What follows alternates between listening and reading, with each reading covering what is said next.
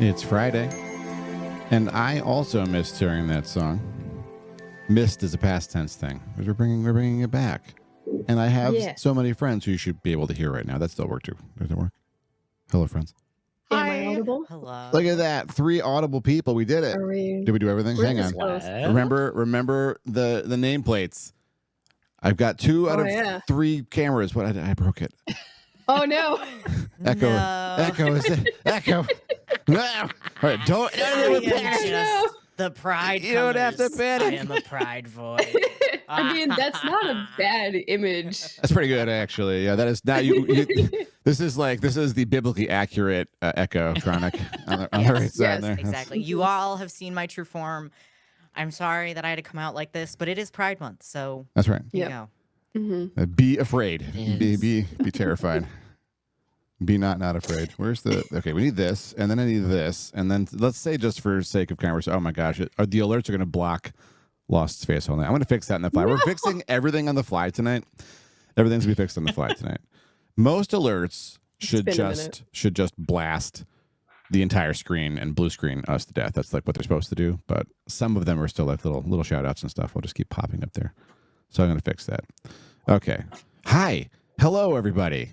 This is the first actual collab guest stream I've done in it's just a matter of months. We're just gonna the order of months. That's what we'll do it that way. That's fine. We're joined tonight by go ahead. You according to Discord, it was January last time we all hung out. Oh yeah, this exact guest list. Exact guest list. That's not so bad. Was it for one of my Noida streams when I was getting my ass kicked by reality? I think it was. Yeah. Probably. Yes. Oh, yeah. One of these cameras. That was fun. What? Uh-oh. I can't remember how my setup works. It's been there's 300 scenes. Who would do this? How many scenes are there? I'll be a void forever. Okay.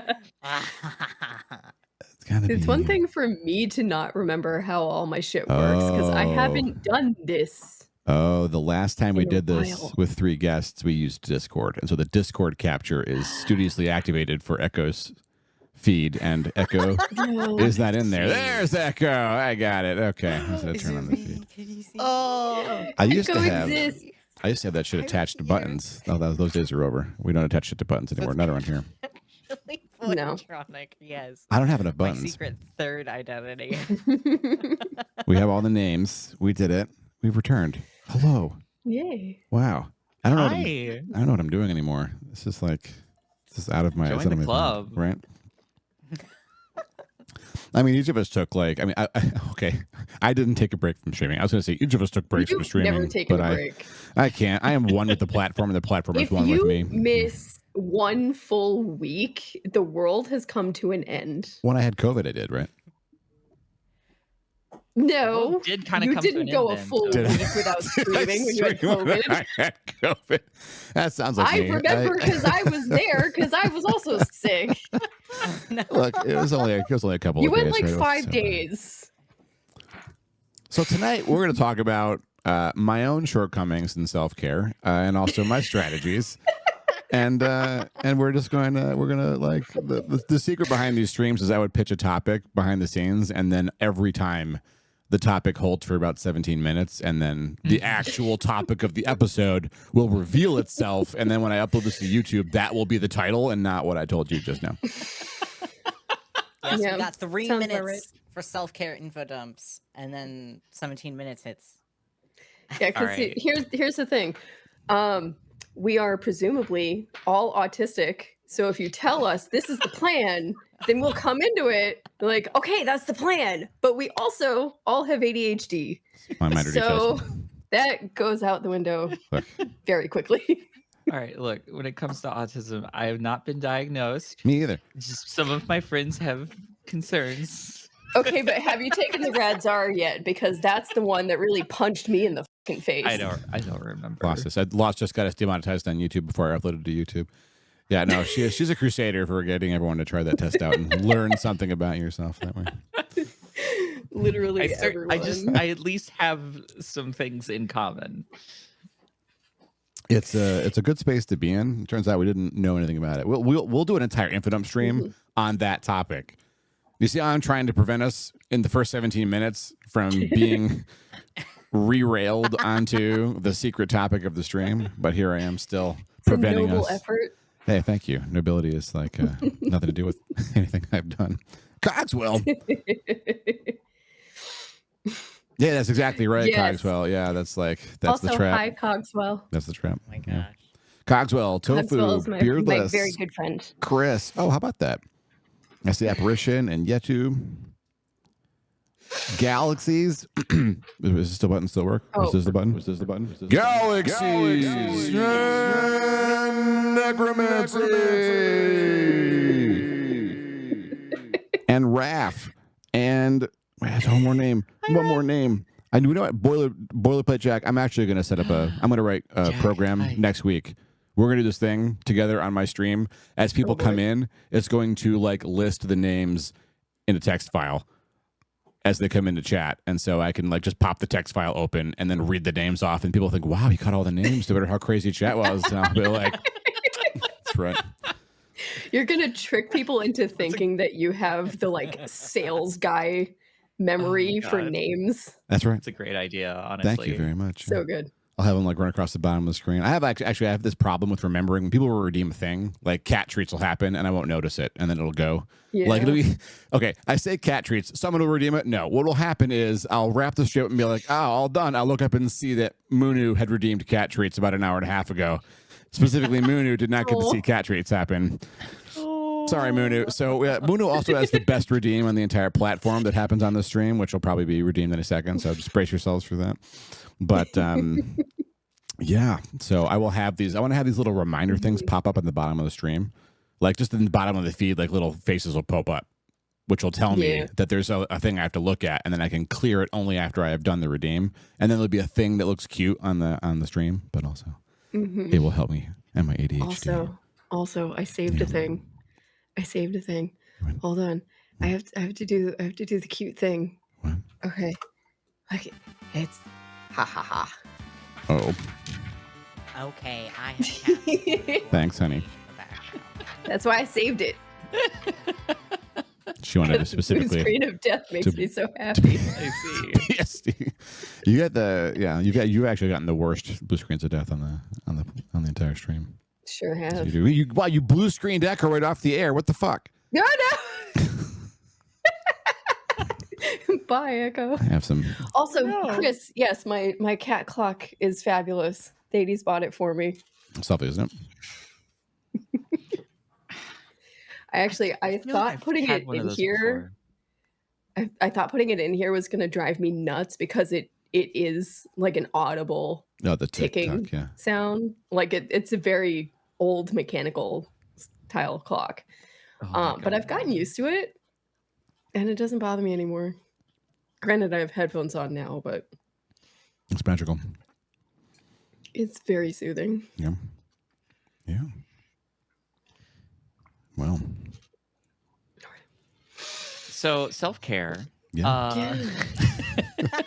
Yeah, I actually the presence of my friend Cogswell in chat is a good lead into this because he and I tried making plans to hang out today, and it was going to be a tight squeeze schedule-wise for me because I had horse things to do during the day. I have dog care because Apparition's away for the weekend, so that's all on me. And then being here on time and having my shit together.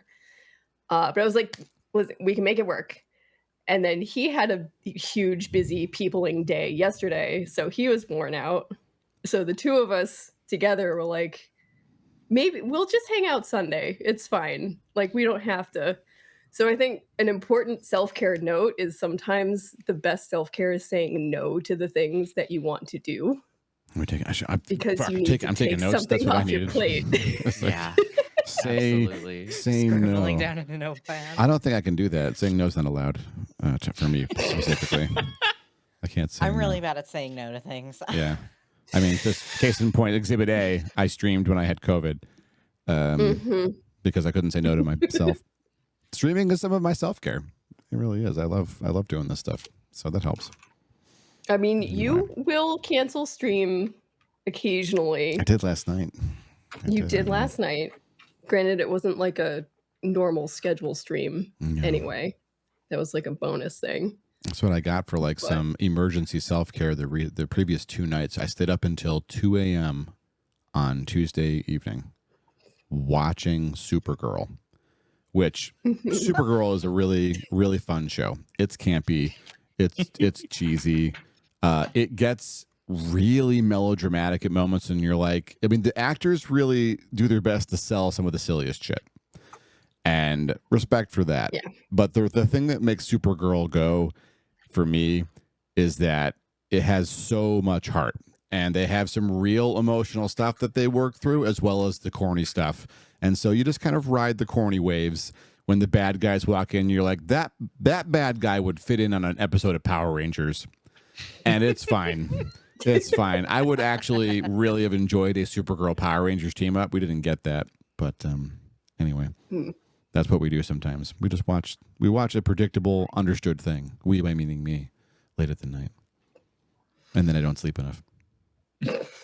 So is that your self-care, staying up till 2 a.m. So that's one of the things I was thinking about. Yes, kind of.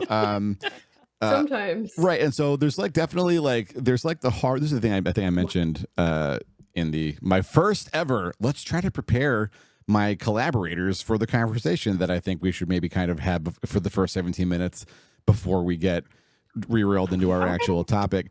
There are some things in self-care that are really hard to do they tend to be better for us. And then the things that are easier to do that are still, they make us feel better, but maybe aren't the best for us, especially compared to that. So things like, sometimes drinking water, super hard to do.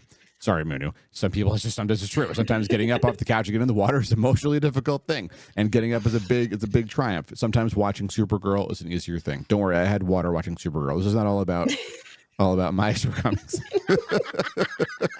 That's a reminder for everyone to drink water. I think everyone's respectfully waiting for Munu to redeem it, but Munu maybe isn't there.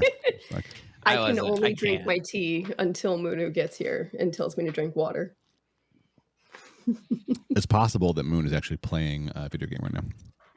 Probably. Drinking water for me is not self-care because my body actively punishes me for it if I don't do it. So I'm kind of constantly compelled to drink tons of water. It's like safety. That's good.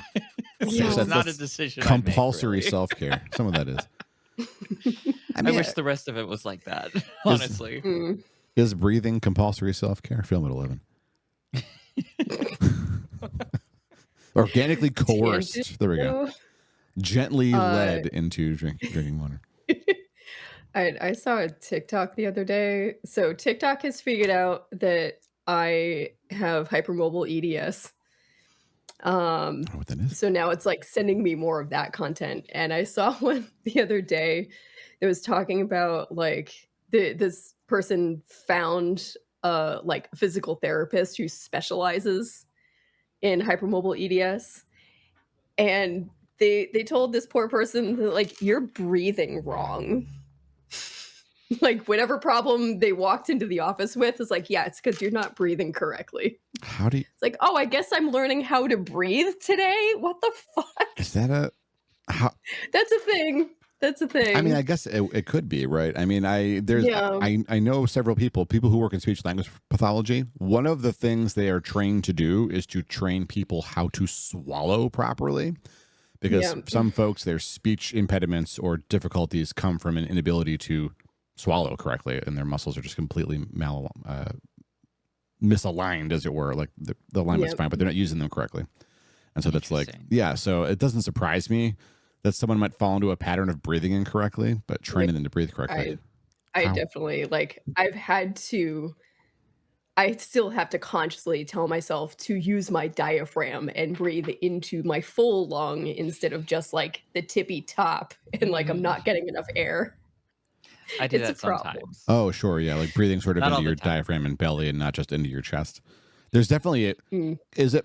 Okay. I don't want to offend anyone listening to the show right now, but I'm about to say some not nice things about boomers. Just wanted to take a pause here and Just check in case in there are any here. before I lambast boomers for one of the many dumb things they said to us. One of those things was that we should breathe into our chests and hold your stomachs in so that you look like you're less large, which is, I mean, body shapes are body shapes. And that's not what any of that was about. And they just had a lot of baggage about it. And so that taught a lot of us to breathe in ways that increased our stress levels. So yeah, it was actually I have a lot of mixed feelings about the Dalai Lama. I want to say 2/3 of them are kind of negative, but sometimes people who do bad things and say bad things can also say some really insightful things. Among them were, I read a book called The Art of Happiness by him and a psychologist. And one of the very first things they talked about was how to breathe properly. And his whole thing is breathing into your stomach, because if you do that, you get more air and it actually exercises more of this stuff, which I don't know if the physiology there is actually accurate, but I do notice my stress goes down when I do that. And so I do breathe into my belly more. So, I mean, there's definitely there's literally your top lung and your bottom lung. Right, like it's not just one giant balloon. They're compartments. Oh yeah, no, I see what you're saying. Kind of. So if you don't breathe into your belly and actually use your diaphragm, you're only breathing into the top lung, and you're not getting a full breath every time. And these are things that I've had to learn in my 30s and 40s. I mean, I was taught breathing in choir in college. Oh yeah, anyone doing singing, they have an advantage there, because if you don't have your full capacity, you're not. I was told to sort of picture your lower torso as a balloon that fills out, so that you're not just breathing with your belly or your chest, but your whole torso. You're using both. Kind of makes you feel like it's going into your back as well. Yeah, it works pretty well. Smart. Yeah. The more air I take in and the stronger I hold this, the more I can sing. I only sing Magnetic Fields and only around 2 a.m. to Lost. But I think it's pretty good if I control my air better. It can really get those deep notes out. It's very important. Yeah. Having better air control makes singing a lot easier. Yeah. A lot easier. Wait. Hang on. That is the request. I heard that. Okay, no worries. I heard that too. We also have Lost on Air. She will not let me forget. Don't worry. There it is. Okay. I refilled the treat jar with the greenies that they go nuts for. Oh my gosh. You're right. Treats for kitties is self-care. Yes. That's right. I mean, hanging out with Palom is great self-care for me. Yeah, the cats have they've grown a lot thanks to Lost's interventions. Now, if it's me and Prime and Omega on the couch, Porum is always out there. She's always out there. If it's just me, Porum is always out there, and occasionally Palom will come and join in. If they're both out there, the odds that they're on the far side of the couch from me are high, and I think it's nothing to do with me, because if it's just Palom, he'll be on my legs. If it's just Porum, she'll be next to my legs or next to my hip. But if it's the both of them, neither of them want to get close for fear the other one will bop them, and so they're across the couch, how can we get close to the treat dispenser without the other sibling kicking my ass?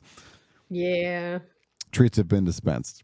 Beardless says he went to college 4 years to learn how to breathe, and you haven't had hiccups except when drunk in 15 years.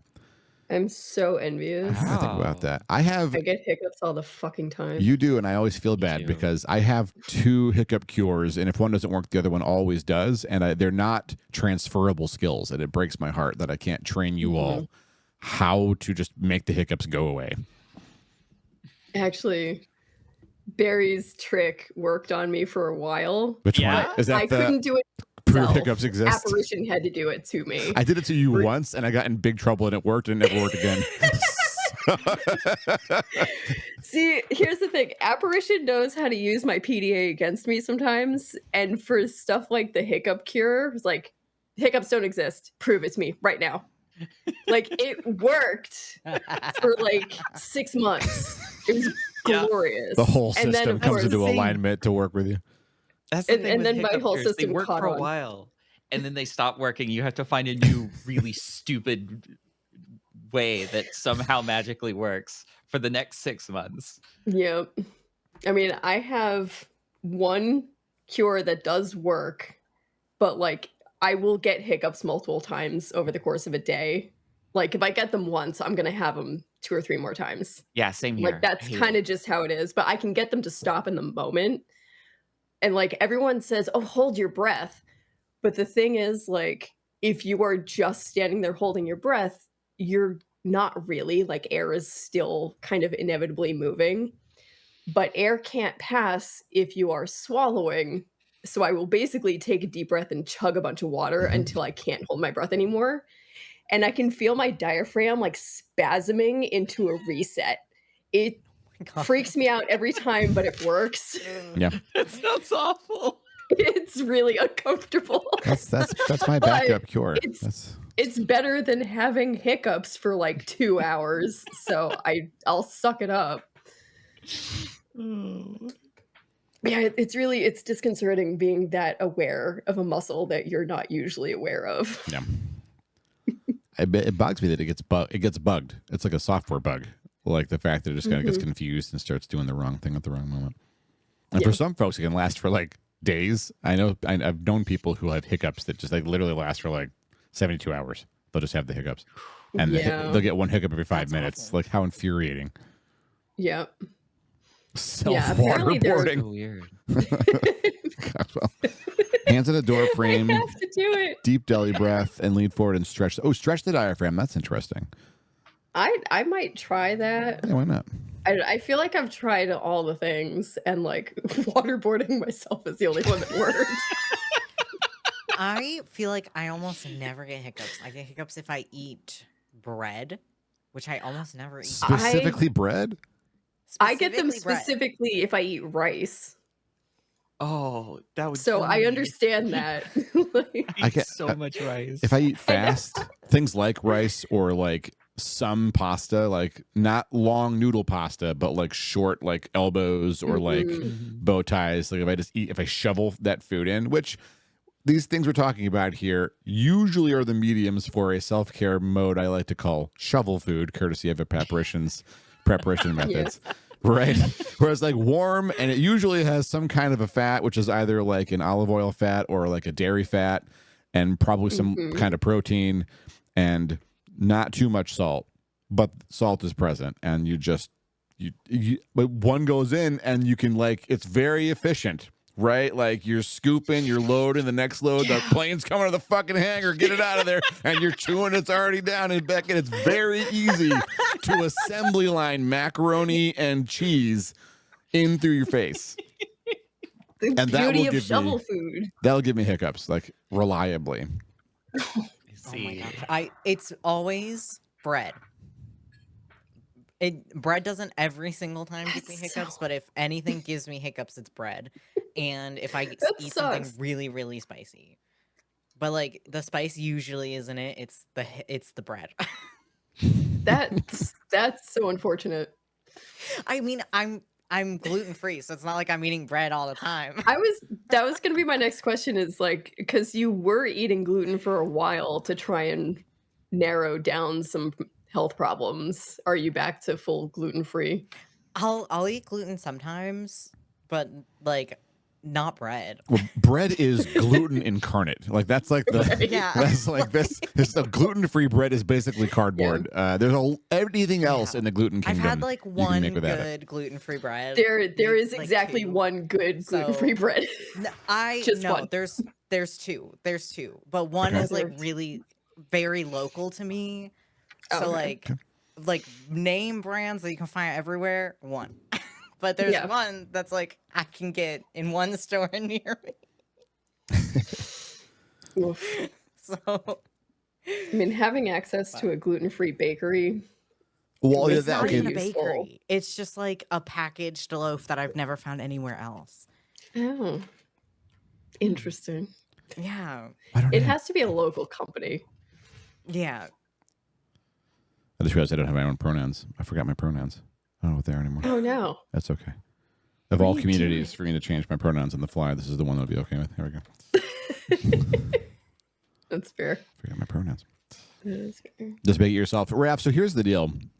For me personally, so baking became self-care for me because when it turns out over the course of my life, when I get dumped, if it's a really bad breakup, which is like, 50% of the time, instead of spiraling into a depression that eats my universe and then I don't do anything effective, that's only half of the experience. The other half of the experience is I gain like 17 levels in some skill I'd never touched before.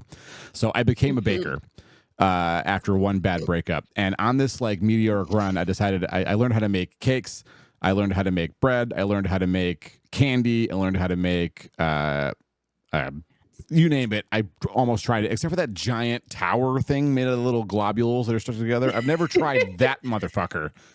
But did you make the shoe buns at least?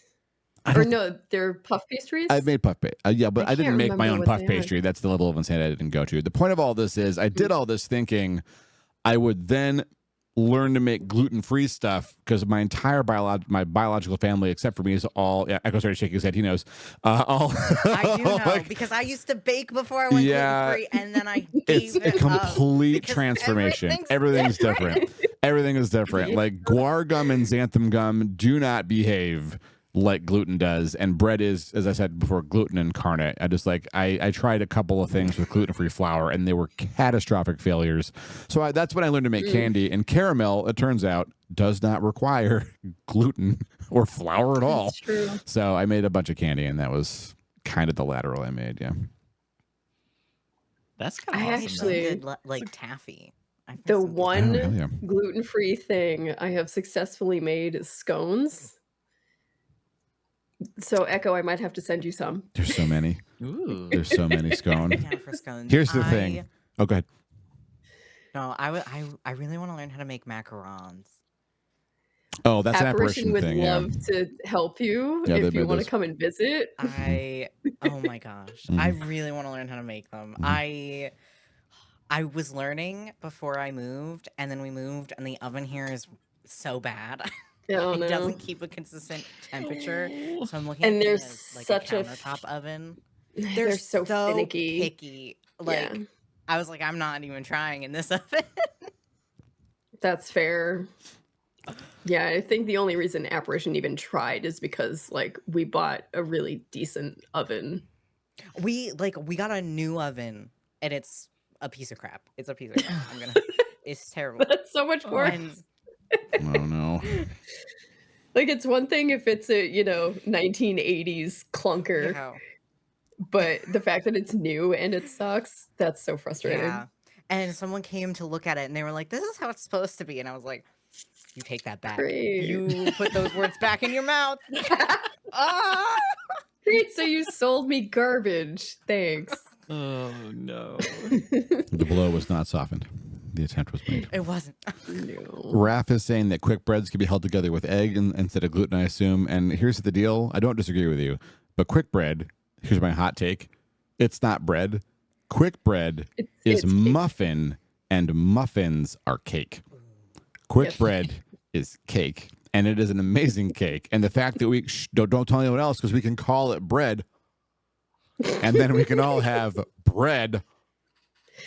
And claim it has the health benefits of, you guessed it, it's bread. Breakfast. It's breakfast What are you bread, talking about? which I fry in food. so much butter it may as well be deep fried. I mean, I'm glad we had this talk. That's Y'all are making me hungry. That's good self-care. Was that the point of this class? So this is what got me on this tirade here was that Lost self-care is making scones for other people, and she'll be like, "Hey, do you want scones?" And I'll say yes, because that's the answer, the only answer possible. And she'll say, "What kind do you want?" And it doesn't matter what I say. I will say she always just wants chocolate chips, and she will make whatever I say. But if you look at the data we have, what you will see is that no matter what you say, it will be made because everything else will also be made. She will make at least 8 different types of scone because she has a shotgun approach to using every possible thing on the shelf. She'll be like, "Wait, I have ume powder. Yeah, we'll try that. Wait, I have like cranberries. Yeah, okay, I have to do some work to prep those, but in they go." And they'll have like a bajillion kinds of scone. It's like dangerously easy to just crank out one batch after another. And I basically just keep baking until I run out of egg wash. So that's usually at least 6 batches. Oh, wow. So I like my cabinets are full of chocolate chips, peanut butter chips, cinnamon chips, like all the different flavor things. And yeah, like that is a legitimate self-care strategy for me sometimes. Like I am frustrated about something and I need to just knead it away. Cuz like scones, they're not a super glutinous bread product. So you're not kneading and kneading and kneading. It, like you're just kind of bringing it together. So I'm just like, I want to do the minimal amount of work, but feel like I did something. And it's just enough. Gosh, that's the mood. It's just enough to like work out whatever frustrations. And then I have a tasty treat for the next like 4 days. So it's a good system.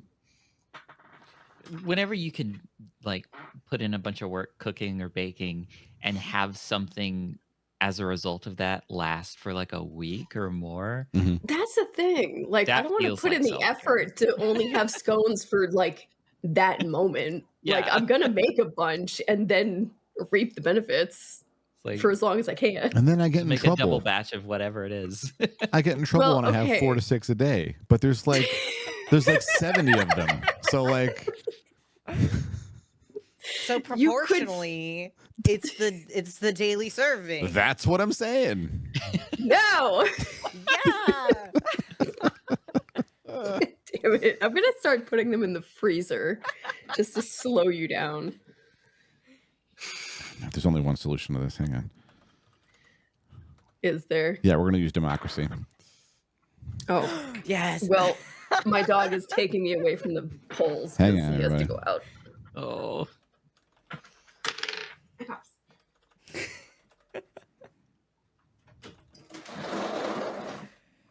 Democracy. All right, let's see this democracy. Hang on, everybody. Okay. Let democracy reign. All possible responses are represented. You all will know the truth.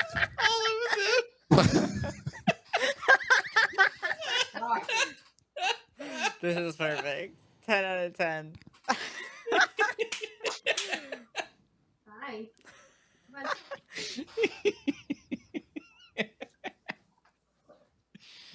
Oh gosh. Okay, we're neck and neck here on the truth. Oh. I agree that fear of lost versus eating all of the scones is a tough call because on the one hand, the fear is universal, but if you're going to be afraid, you may as well eat the scones. I think that's fair. I think that's fair. Are you letting yourself be guided by fear or love? Okay. Yes. I'm Love here. Or fear of loss. I am here. What the fuck are these options? All possible options are represented. Only correct because one. democracy is important to me. Only the correct one. Gremlins. I did what is necessary.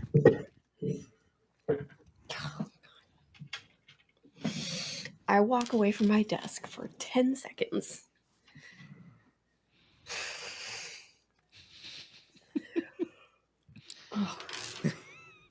How many of y'all have tried meditation as self-care? Okay, I got to move those alerts. Hang on, everybody, while we're talking about this. Hey, it's over my face. I'm sorry. Drink. So here's the thing about meditation for me is like, in a traditional sense, I have not. I'm afraid of it because I have autism, ADHD, and OCD, and there's a lot going on in there. Okay, yeah. It takes a lot to quiet it down if I'm just like, as a living statue performer, people assume that it's a very zen and meditative, like my brain is quiet kind of thing. It's like, no, it's all the energy is in here. But as a like, so most people would associate this with like flow arts or chores that are like simple and repetitive tasks, but like reaching that flow state by like doing a physical activity, and then my brain can turn off because I'm like just focused enough on the thing that I'm doing. Yeah, that's the only form of meditation that is possible for me.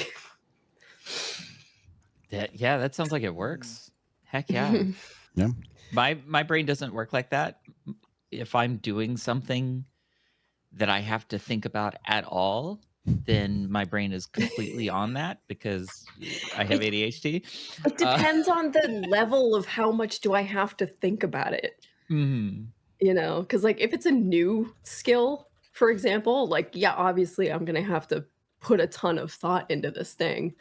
But like riding horses is something that I've done basically my entire life. So as long as like everything is going well, my brain will just turn off and I'll realize like, oh, I've gone for like 15 minutes of actively, you know, working this horse, but I haven't consciously thought about anything I'm doing.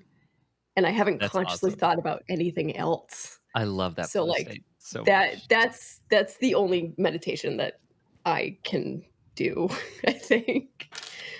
The traditional like sit down and be quiet and focus on your breath, and like that scares me. Yeah. It is scary sometimes. I ask because it almost always helps me tremendously. And I still almost never do it because it's really hard to just decide to sit down and do. That's fair. It's really hard to be like, I'm going to not do anything for an extended period of time because I always am like, I should be doing this. Let me do this other thing so that I can feel okay about not doing this. But I mean, that's the self-care aspect, right? It's like you have to decide, like, is this other thing urgent? Is it something I actually have to be doing right now? Or can I take a step back and deal with this first and then deal with all of that next, you know? Yeah. Full disclosure, coming into this stream, I've not been doing much self-care lately. So this is sort of I'm hoping this helps me sort of jumpstart into doing some more, because I do have things that I can do to take care of myself. But as Yuki says in chat, executive dysfunction for the win. Yeah. Yeah, it makes it tricky. Yeah. Yeah, I also have, I mean, I have actually fallen back on the past week and a half, like the easy self-care stuff, which is like not as objectively good as exercise, which is really hard to get out to do sometimes. And so that's the reason I went for a walk today. I'm so proud of myself. Me too. Let's go. I'm so proud of both of you. It's really hard here because the humidity is so crazy high. Like it's actually hard to get oxygen walking. It is gross. Yeah. Work has sucked all week because, you know, I work with horses. I'm outside in the heat and humidity all day. There hasn't been a lot of Zen flow state this week. I'll put it that way. But come to the Pacific Northwest. I lived all my life in the Southeast US where it's hot and humid. I'm so happy to not be there anymore. And go outside in the summer. Oh God, you're probably the only one getting a break from this heat wave that's like hitting most of the country this week. I guess that's true. Yeah, it's pretty nice out there right now. It still gets hot sometimes, but never as hot. Yuki, my t-shirt's even better than that. It's a dumpster fire. Oh, but it's a cute dumpster. Oh, that's so cute. It is a cute dumpster. It's a cute dumpster. I also have a little dumpster fire pincushion for all my sewing projects, which I have not been doing because everything's been hard. Did the Borb? Yeah, you I think put a picture of this massive football-shaped bird, and I found remember this? It was in the memes or Animal Channel, and I found a stuffy version of it, and this thing is fucking awesome. I love that. This looks comical. This is actually a pretty true to life representation of this fucking animal. It's like it's very, very strange. The snow fairy, yeah. I mean, the actual animal, its eyeballs are much closer together. They're like sort of like in here. But I mean, look at that face. Look at that face. It's perfect. He's so cute. He brings love. Borb. Redeem incoming. It's just going to be called Borb. It's so good. Borb. Yeah, I have tried meditation multiple times over the course of my life, and it's like always, it's a lot of effort, and it feels like it goes nowhere. The first 2 months I was doing it, this is a thing that happens in meditation. I've come to learn. I got to that state they tell you to get. It's like one of the more standard practices when you're getting into it is to try and find the center of your experience by noticing thoughts and just watching them go and not letting yourself focus on anything. Like to just let go of everything as it flies by and basically find the center of whatever your experience is. And I did it, and I had roughly 4 minutes of absolute Zen silence, and I was so excited. And I've never had it again. You're not going to get it again, and that's very known. It's like you'll get it once, and then the next time will take you years and be much more difficult to get there. And I'm like, what if you have ADHD? And they said, we don't know how to help you. Great. Cool. It's still the journey is still valuable. Like trying it can really help calm me down. Can help like sort things out, but it's not the magical like experience I was hoping it would be necessarily. Pepperidge Farm I've tried remembers meditation, and it's not useful for me. I think the most useful thing I've done that's similar is yoga. Sure. Where I do the focusing on me and my brain and where it's doing and what it's doing and what it's thinking about while I'm moving. And I think that's more useful for me personally than just sitting still. The sitting still and trying to still my mind as well isn't possible a lot for me. Yeah. I don't think I can do it. But being active in moving my body and like grounding myself that way, and then like that stills my mind more than anything else. Sure. You get the flow state. Kind of. I wouldn't call it a flow state for myself. It's effectively what it is. It doesn't matter what your activity is. Like as long as you're physically moving your body, but it becomes a meditative thing because you can just turn your brain off and focus on this. But I wasn't turning my brain off ever though. It was still there. That's why it wasn't a flow state. Right. So for me, it wasn't. Whenever I successfully meditate for my own success, it's never it doesn't clear my mind. It just stops the inputs. I'm constantly having input into my mind all day. Yeah. When I meditate, it's like it blocks that out, and slowly my brain stops anticipating the input and sort of turns in onto processing. Oh, there you go, Shim. And so it processes a lot of the information. That's helpful. That sort of relieves a lot of that stress, because otherwise, constantly I have thoughts going in, going like, oh shit, I need to think about that. Oh, here's another thought. Oh shit, I need to think. It's just constantly, I don't get anything done in my own head otherwise. Yeah. It builds up over time. It's built up right now, I can tell you that. So here's a like related question. What type of thinker are you? Like, are you a visual thinker? Do you have the like inner monologue going all the time? Like, I'd say at different times. Ekko, I think you're not a visual thinker. I'm not a visual thinker, but I also don't have an inner monologue. Right.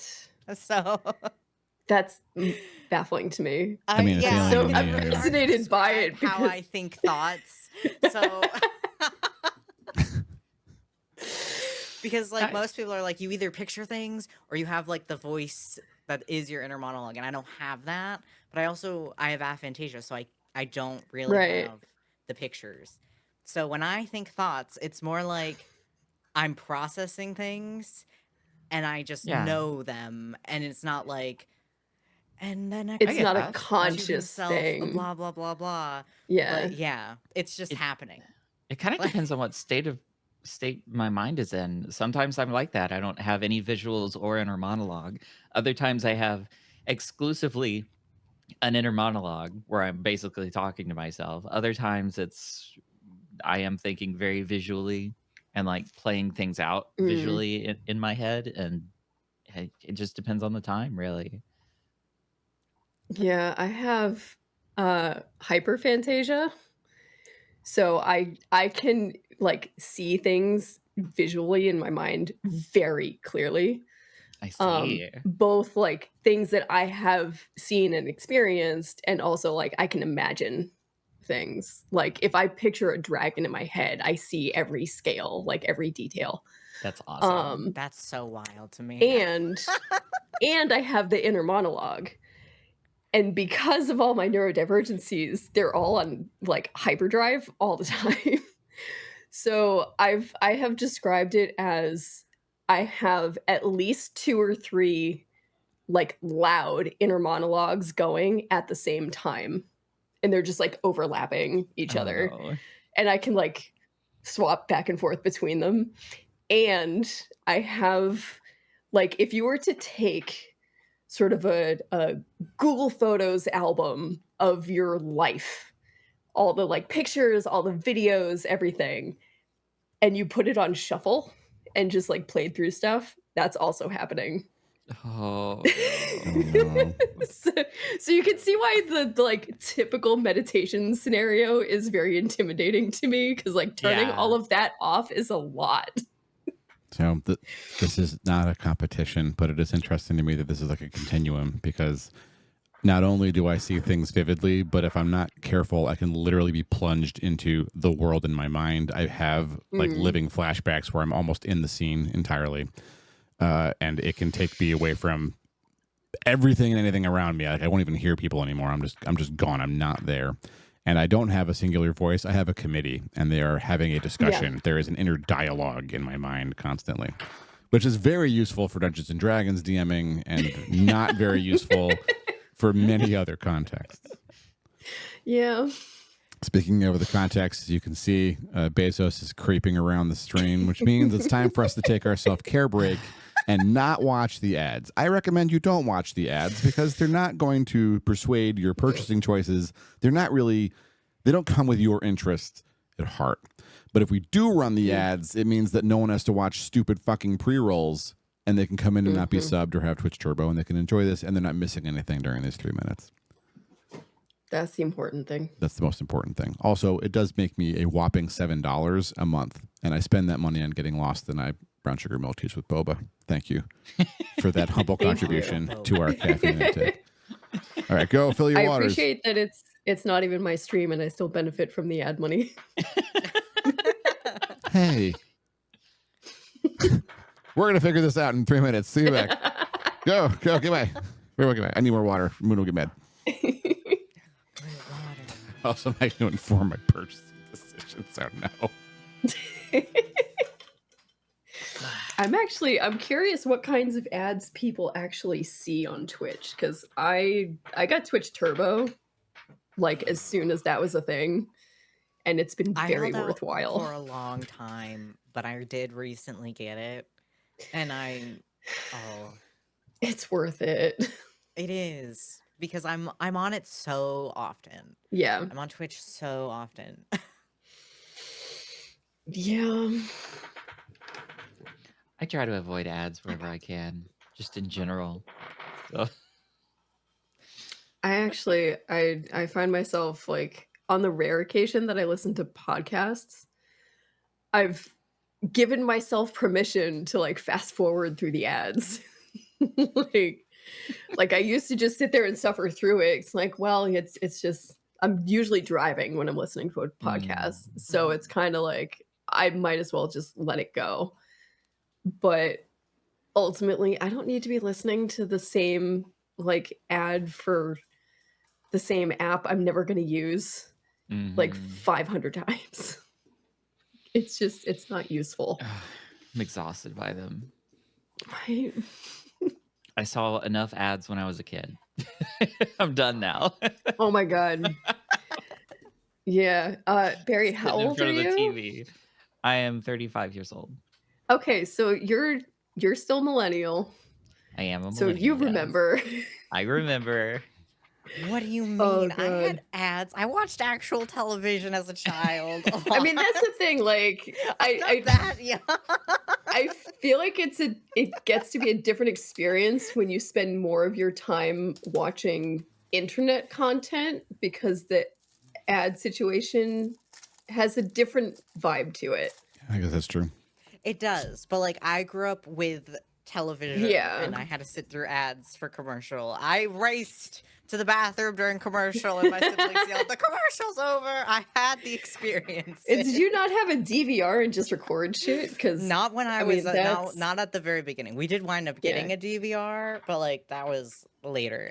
I never had a DVR. The only reason I had one is because the ex that I was living with at the time worked for Comcast. Oh, so like we got all the equipment and stuff because he had to know the product, basically, because he was a tech who like repaired shit. And that was glorious. Being able to fast forward through commercials on cable TV. It's great. You're glorious. You're glorious. Whoa. Thanks. Whoa. Did you get secret chocolate? Yes. Yes. Welcome back, everybody. Is secret chocolate self-care? We used to call you problems at work. You saying you have the exact same plunge into the other world thing that I have? What that? You call it a long time. I feel like an ad block set up to work. Oh, I got you. Yeah. Yeah. The Twitch, there's always an arms race between the platforms and ad blocking. And here's the thing. I don't fault anyone for using ad blocking, but for me, I started paying for YouTube Red, which is now YouTube Premium or whatever, the moment it was available. Yeah. I started paying for Twitch Turbo recently. 2 reasons. One, I never have to update ad block. I just don't fucking see them. And 2, I want these platforms to not go under or be sold to some piece of shit. They're already having trouble in that way. And so if Twitch might be financially viable, buy Twitch Turbo. It might be. It might not be, but if none of us give them money, then, well, we're going to lose the platform and the ability to stream to it and stuff someday. Eventually, it'll probably happen no matter what. I can't stop that with my Twitch Turbo sub. But if you're sub to me, I recommend reallocating that money to Turbo. Yeah, my emotes are fun, but you can use most of them in this chat anyway, and also then you don't see fucking ads on this platform. And they're just bad ads. With the exception with the exception of the condom commercial, the Trojan condom commercial that the whole time you think is a Call of Duty commercial. That is a weird one. With like the military dudes in uniform and the gun cases and the gun briefcases, and they pop them open and you know. But I've heard you describe it before, and it's just like, it's the strangest fucking ad. I saw that, and then Twitch Turbo was announced. I was like, oh, was that the trap? I understand now, Twitch. Here's my fucking money. Do not let me see that ever again. What? All right, I guess I have a dog now. No, shooting blanks motif. Yeah, basically. All right, puppy. I know. You got an ad for a USB endoscope. I'm going to ask you a question. And it's going to sound like I'm asking this question for the memes, but the reality is we all need you to come in clutch here and tell us the truth. Please tell me that's a joke, because it's a funny joke.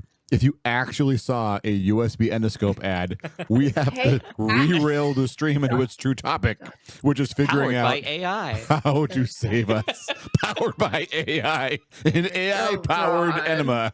We're here to help. No. All right. Hey, you can't just jump out of this chair, dog. Could he ever have jumped from that height and not died? No. I don't know why he suddenly thinks he's invincible when he's very much the opposite. Go take a nap. Go to sleep. It's not meant to be used in bodies. Oh my God. A USB endoscope someone's sticking that in their keister. You know someone's going to do that. But so we have I'm just calling one of those things. Call we have one of those things, and the person on TikTok that responds to things, and he's like, the paramedic, and he's just like, no, don't put that in your ass. It's not meant. Oh, that guy, the guy who just like, yeah, he's just like, no. Yes, and he's like, no. Poor guy. He looks so burned out. He looks so burned out. Yeah. Oh God. Yeah, we have one of those endoscope cameras, and it has not been inside anybody's body. But wait, you have an endoscope camera? Wait, we have to do shit in my wall. I used it to look for my fucking wedding ring that has disappeared in my car. We should use it here too, but we can use it when I do the wall install because I want to run a cable all in the basement. Okay. Right. I'll bring it over. Yes.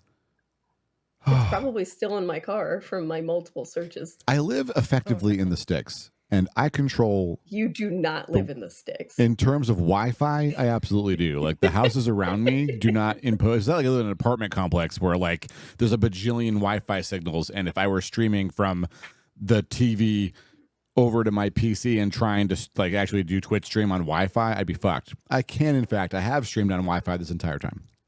Wi-Fi has never been the problem. But it'd be nice to have a cable. And I have a cable running along the floor of my office in the other room for my workstation because it needs it. And that's Lost's least favorite aspect of the office right now. And so we're going to run a cable through the walls. Your office is a disaster at the moment.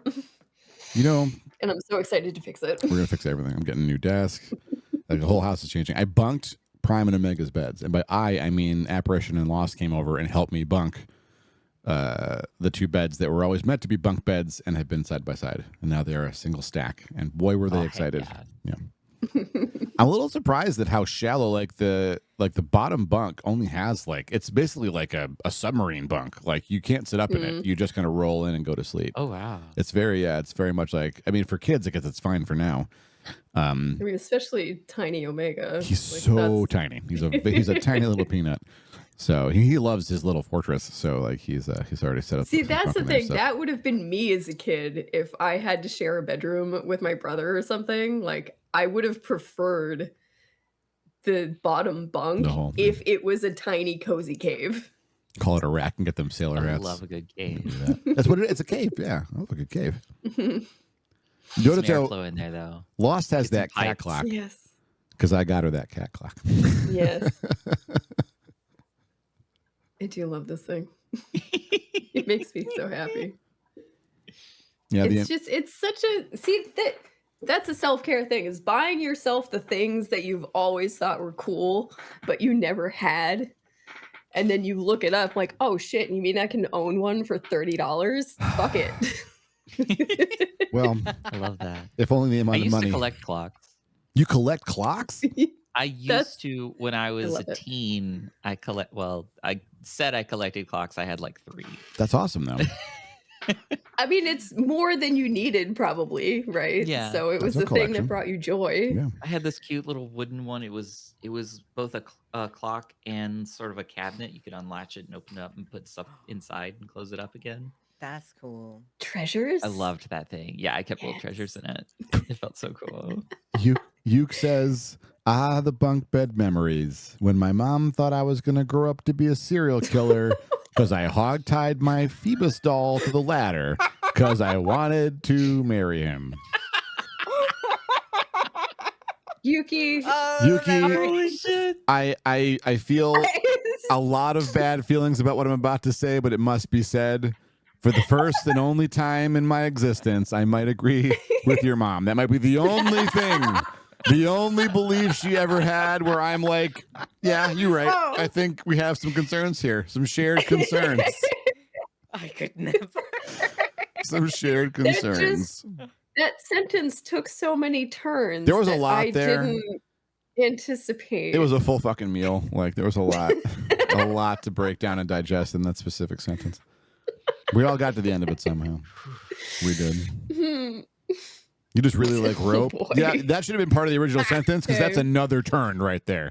That's another turn. Yeah. We started with little kid bunk bed memories and we landed in shibari. I don't know how we went from one to the other, but here we are. Spoiler alert. Had to start somewhere. The topic of this stream is not shibari. Even if shibari is your self-care, don't you dare say that in chat right now. Do not do that. The name of this stream is not shibari. Yes, and there are no colons and no USB cameras going in via shibari or anything else. These things are not happening. Not on this stream. Yeah, not on this stream. That's after midnight hours. That's after the midnight stream. Yeah. That's for like Echo and Moodu's chat. Oh yeah, the after show. Yeah. It's like the days when Grab will come on here and derail my entire stream with some of the worst language that anyone could ever hear. Because you. Oh, it's after midnight where Tofu is. We gotta ramp up the schedule, y'all. Oh shit! Look, we're doing our best. I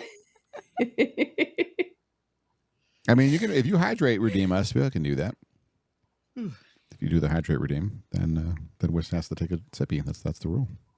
What even is your if I just took timer? I don't know. Is it Ladies, on I think cooldown? it's 30 minutes. Oh, I made it 30 minutes to make Moonu sweat. You're just so mean to Moodu. I have been so nice to Moonu. No. I think we had a D&D chat this week about how we're reducing the player cast down to just the three of us.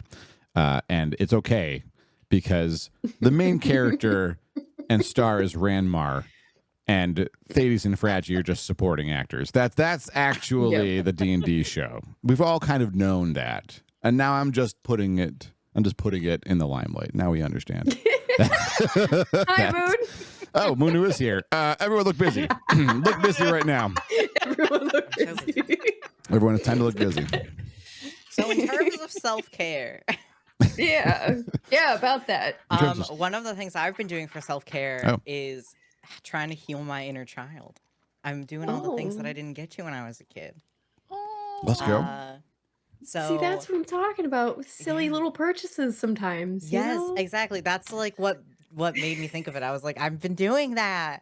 Yeah. I've been doing that. Mm-hmm. I actually just did tie-dyeing earlier this week on stream. I saw you do that. And like that's like one of the things. And I talked about that. That was one of the self-care things I yapped about on stream. So I was like, yes, I've been yapping about self-care all week. Mm-hmm.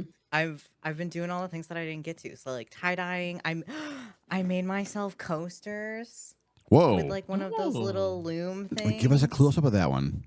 Oh, those look great. My God. This one's dirty. Don't look at it. Oh, okay. Look at the not dirty one, everybody, whichever one that is. Look it's at a coaster. It's allowed to be dirty. They're all pride flags. Oh my God, I love that. Let's go. So I made 3 and I have stuff to do more. I'm doing all the things that like make me happy. I love that so much. Little crafts and stuff. By the way, I still have the tie-dye supplies that we got and ended up not using. So we got a tie-dye. You have to come visit again just so we can tie-dye together. We do. We gotta make it happen. That's like one of the many bags I uncovered in like reshuffling my whole basement. It's like, oh, right. That was the thing we were going to do. What about we could use the Bob Ross room downstairs for that? For tie-dye. Yeah. Bob Ross room? Yeah, well, I have a room in the basement, which the room for it is the white room. Let's just talk about this room. So it is a square room, okay? That very clearly when I bought the house was a room for I think a little girl. Like I think a daughter, because it had like Disney princesses like stickered on the walls, all over the walls. The other features of this room were that it was exactly square, except for the closet, which is the largest closet in the house. And the closet has a hole that leads to the shop, which we'll talk about in a minute. But also, both of the doors, hi, Queen, both of the doors have privacy locks on the outside. So if they wanted to lock the person inside the room, like a bathroom invert lock, they could do that. Ew. Now, I removed these doorknobs and put normal doorknobs on, but that was a thing. That was it's not this also room. worth It's worth noting that there are no windows in this room. This room has no windows. Because it's in the basement. It's a basement room with no windows. That's kind of terrifying. Yeah, a little bit. Why is it Bob Ross, though? Oh, so here's the deal. We have this room, and if I were a normal person, just gonna let that sit in there. If I were a normal, I might take this shit and put it downstairs and soundproof the room and make a YouTuber studio, because I could close the doors on it, soundproof it, and have like the rest of the house would not have to listen to this show. Right now, Echo's been here, so he knows. But like, this is basically the spine of, but this is like the spinal cord column of my house. Like the kitchen's there, living room's there, the hallway's there. Like if you were in this house and I am streaming, you are aware. You can't get away from it because I'm not in the white room. So what do I do with this room? We're going to was it a lot? We've been watching Bob Ross because Bob Ross's foundation streams Bob Ross all weekend on Twitch. And a new part of my self-care is I'll turn this on because Bob Ross is Mr. Rogers for grown-ups. Yep. He's just like, all right, everybody, how you doing? So we're gonna paint a little bird today and burn on this tree here, and you know, I think it's not hard. It's not hard at all. You can do it. You might think you can't. Everyone thinks that when they start, but here's the deal. You're just gonna make some accidents, some happy accidents that are gonna become beautiful art, and you're gonna do that with me. And I'm gonna show you how right now. God bless everyone. Let's go. And I'm like, he's the only person who can say God bless to me. And I'm like, fuck yeah, brother. I want to shake both his hands. Like he was such. So Bob Ross was. So a lot of people think that like there's a rumor that Mr. Rogers was a sniper in the army or some shit. He wasn't. He was you probably know now. Most of you know that Mr. Rogers was a Unitarian minister who was charged with reaching out to children through television. And that's why he made Mr. Rogers. He was just uniquely suited to the task he was given by his church. Bob Ross was a master sergeant in the army, and he spent a lot of time yelling at people and being yelled at, and then on his breaks, he would go and paint things. And then after he got out of the army, he swore to his wife and friends, I will never raise my voice to another human being again. And then he made that show, and that's where the energy comes from. That's why he's so fucking chill and sweet the whole time. I love that so much. So it's very good. I didn't know that. Right. So we're watching Bob Ross, and he's like also a genius when it comes to painting. Like it's really kind of alarming. Lost and I watched a YouTube show. I wish I could. I'll link it later. I can't remember the YouTuber, but it's an artist YouTuber who does like illustrations. They're furry. A lot of furries are really great artists, it turns out. And so these three artists, including this one, they did a Bob Ross tutorial without pausing. They go about 30 minutes. And one of them did it with actual oil paints. One of them did it with Illustrator, I think, with the Procreate. And then another one used Blender to do it in 3D. And the three of them, keeping up with Bob. It was a really fun video. I'll link it. But the one who's actually using oil paints was a professional oil painter. And at the start, he's like, why did he have you put all this wet shit all over the place? It's kind of weird, but okay. And then immediately he's like, whoa, he's a genius. Holy shit, look how easy it is to work with. So the experienced painter learned something from Bob Ross in the first few minutes. Right? So but you wouldn't know the way he talks. His whole thing is to be like, you can do this. And so Lost was like, I can't do this. Do you want to do this? And so I'm like, yeah. So we're going to get the shit and we're going to try it. Why not? And Prime and Omega are really excited to paint in the room. And so if it's going to be a room where paint gets everywhere, why not tie-dye? That was that whole anecdote, is to bring it back to tie-dye. Yeah. Oh, okay. I forgot about tie-dye already. I think I found the video. Is that it? That might be it. I'm pretty sure that's the one. It's a 2D artist, a 3D artist, and a traditional artist, right? Yes, that's right. Yeah. Just popping it open right now. Is it? Yeah, that's exactly the video. That's exactly it. Is it Sphinx Cat? Skinks Cat. Yep. Skinks Art. Yeah. That's really great. There's a lot of videos that Skinks does that are really enjoyable like that, where they will take a number of artists who are very good and Skinks will subject them to some pretty mean stuff and see what they could turn out. It's really fun to watch them work together because they're just really playful about it. Yeah, good video. Art is self-care. It is really fun. Creating things is self-care, I'll say. I want to lump video games into that too. So any game like a Minecraft where you are like gathering resources and building up a thing, there are a lot of games that fit that model that can hit the same note you'll get out of making like painting a thing or baking a thing. So, it'd be really good. That's what I do. Minecraft's at the very low end. There's also the like less fun forms of self-care, like cleaning your house, organizing a room that's been a disaster for a long time. It says put me in a brick and throw me through my own window. Why? How could you do this? But you have to do it to make everything else associated with that space better, right? It makes like a huge difference. That's it's probably what I'm doing tomorrow is like taking over my basement again and like reorganizing my costume closet now that I have that space back. And like taking control of my space and my things and having everything the way I want it instead of I have to suffer through. Like it is this way and it stresses me out. You know, like it's not going to be fun. I don't want to spend my Saturday like cleaning and putting things away. But ultimately, it's going to be good for me. Yeah. No, that's fair. I think doing it in very small measures is how I get it. If it's particularly bad, I'll clean like a 4-foot square area in a space, and then be like, okay, I did. That's good. That's one day or that's 2 days worth of work in 1 hour. And then I'll go back in a couple of days, like decompress and do it again. Because eventually you get there. Like it's a winning war. It's just slow. Yeah. Yeah, I think it's just like once a project gets to be a certain size, right? It's like it becomes overwhelming and it's harder to chip away at it. So it's just just setting yourself like one task on the list of tasks involved. Like if you break it all down, like, okay, there's 20 steps to getting this project done. What if I just do the first 2? And like focusing on that. Like it's not fun self-care. It's not the like treat yourself kind of self-care.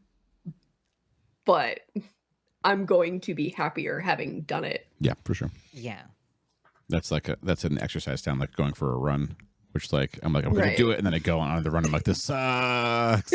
Whole time. Like, why am I doing this? Then I get home and I'm like, that sucked. And then later in the evening I'm like, that sucked. And then I sleep really good because I'm tired. And the next day everything hurts and I'm like, that sucked. But then the next day I'm like, I have to do it again. And like the long-term payoff, it's a very long-term payoff. It's like a few weeks best case before I feel like a run's like no big deal. But if I took a few months off and getting back into it, like the first couple of weeks of getting back into it, it's so awful. It's awful. It's like, it's why it's easy to fall off the horse, they say. The metaphorical horse. Also, falling off literal horses, I've learned it's not as difficult as I want it to be. So that's another thing too. It's The work hazard falling off of a horse. Wear your helmets, everybody. That's a thing that's happening to me a little more frequently than I would like, but I'm also I'm not 20 anymore. Maladapted like, ponies. Mistreated ponies, literally, who are being trained to be nice ponies. Sometimes. Sometimes they're being trained to be nice ponies. Sometimes they're just not salvageable. Sometimes they are just maladapted. Maladapted. Yuki said sometimes self-care makes you cry, but you feel better afterward. Yeah, that's totally and that made me think crying is really good self-care. If you can get yourself to cry, it's really good. Yeah, you feel a lot better afterward. So like maybe the most vulnerable thing I'm willing to say on the air as an autistic, allowing myself to just fucking have the meltdown is sometimes the best thing I can do. Instead of masking through it, trying to just power through, like you have to let it out. And sometimes it's messy and it's big and it's uncomfortable for anyone who might see it, right? But then afterwards, like, okay, now I feel more regulated and I can actually tackle whatever the stressor was. So it's letting yourself cry, but on a bigger scale, I guess. Yeah, I can imagine.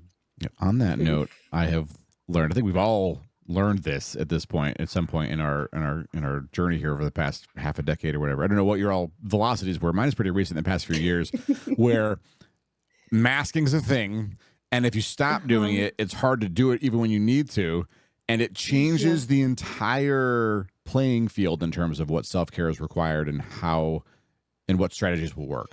And that's kind of like why I like having these conversations every so often. And it's like, my strategies don't seem to work anymore, or like I need a new set, and then the new set doesn't work, or is temporary, or isn't great. And so like how to navigate repeatedly solving the same problem I thought I had solved.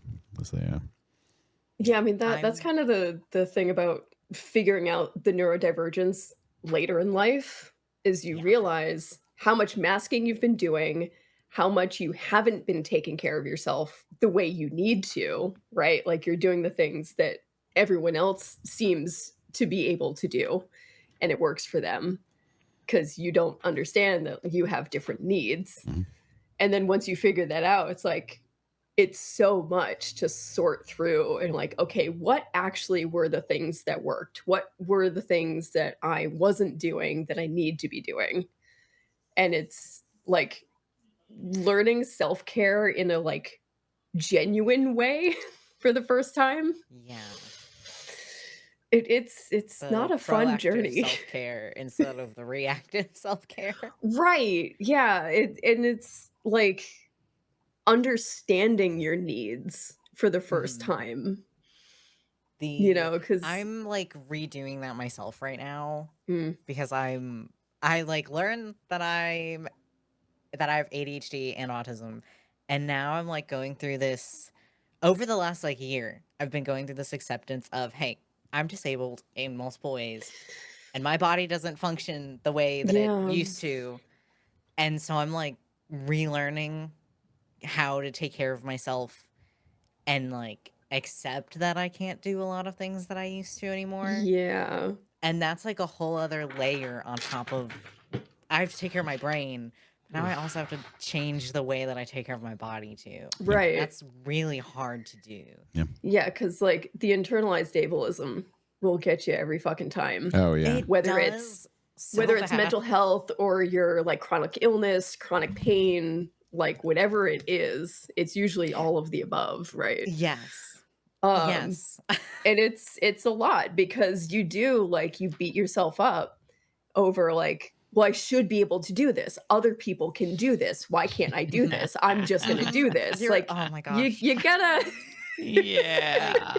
Right now, so I likely have POTS. I went through the testing for it. Yeah.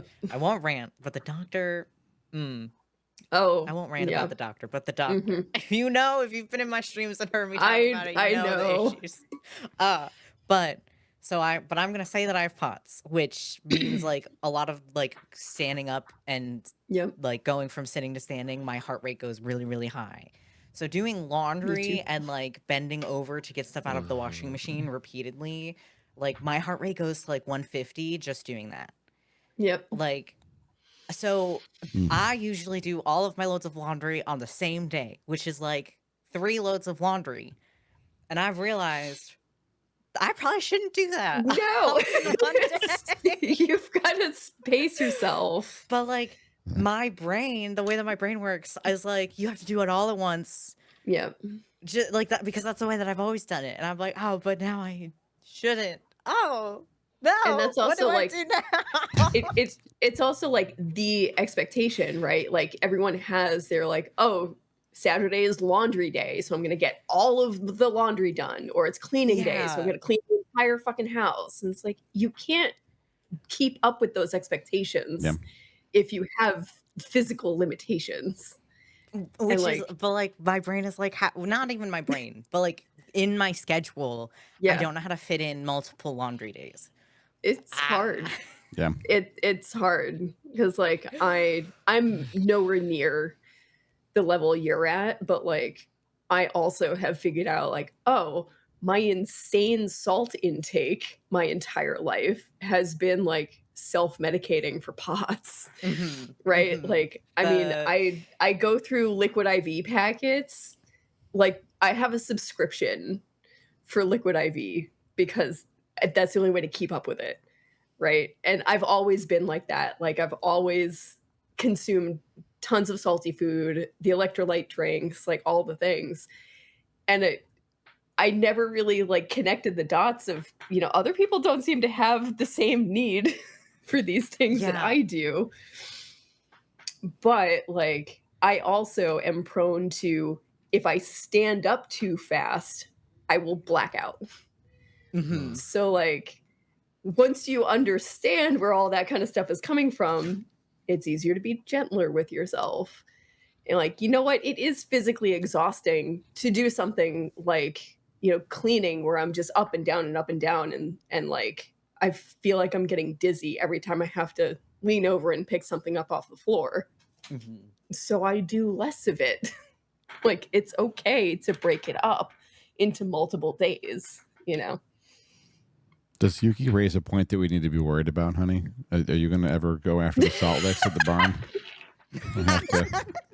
Those things, I'm not a horse person. I am the salt lick at the barn, apparently. They're like half the size of the horse's actual head. And a horse's head, by the way, is mondo. It is a very large... Well, it's large. Okay. They're large animals. Yes, you can get salt and mineral blocks that are that big. Charlie's I have smaller ones for Charlie and his paddock mate. Specifically Nico. For Charlie and not for you. I am the salt lick at the barn. That's what we're trying. Charlie just licks me constantly. Oh, I know. It's the worst. So. It's the worst. He just wants to lick. He's a giant dog. He wants you to be groomed and know that he loves you. Cute. Yes. Except that his tongue is about 2/3 the size of my face. And that's what he wants to like lick with. Yeah. But I can't say I've been tempted to eat the salt licks, but I also have seen a lot of TikToks from gremlin horse girls who like do taste tests for the like different flavored salt licks. I'm like, if I ever get to that point, please send me to a doctor. Different flavored salt licks? They make different flavored ones. Yeah. Does it... Don't question it too much. No, question is the right word. Tofu, I have concerns about tofu as well at this stage. How are we navigating? Why be slow with standing up when they can just memorize the flat layout well enough so they can traverse the first 6 steps while not seeing things? Okay, but I also have done that. No, what? Oh no. No. Yeah. Poor things. Yeah. Part of my ability to exist in a like basically pitch black house at night is because I do have good night vision, but also I'm used to feeling my way around. It's like, oh shit, I have tunnel vision and I have to like get to a couch to collapse on. Oh gosh. I feel that. That is a life skill that I do have. I don't have to use it as often as I used to because, again, like I upped the self-medicating with like insane amounts of electrolytes every day. But yeah. I haven't actually hurt myself ever. But there have been times where I was glad no one was there to witness it. Thades is so worried about me now. I have fallen a couple of times before from just standing up. But that was before I knew that it was POTS. Right. And I had a neurologist at the time that I went to, and I was like, hey, this is what's happening. And he was like, everyone gets dizzy when they stand up. No. But that has the whole energy of like boomer moms saying it's natural to be attracted to women and be married to a man. I'm attracted to a woman, and you're like, Mom, you're gay. It is also boomers like autism didn't exist back in my day. It's like, okay, then explain why grandpa collects toy trains and will talk about them extensively for 3 hours if you even mention them. But no, autism definitely didn't exist. Yeah, it's not just that he has a cute little train. It's like that fucking thing is it has a curated lawn at a like a 1/200 scale, right? Like he's so excited about the fact he has like the 14 different versions of the same fucking Amtrak machine that they sold between 1982 and 1995. And he knows all of the components in each of those fucking engines, and he'll tell you all about them. Damn. I feel like I don't know anything that well. This may be lived experience. Maybe. Unrelated, if a pixel is off on my screen, I can tell. But you definitely don't have OCD, right? I can tell at a 1/4 scale. I was able to catch a pixel off on this fucking stream. No, I don't have OCD. No, I don't know where you get that to do. OCD didn't exist when I was a kid. So right. Yeah.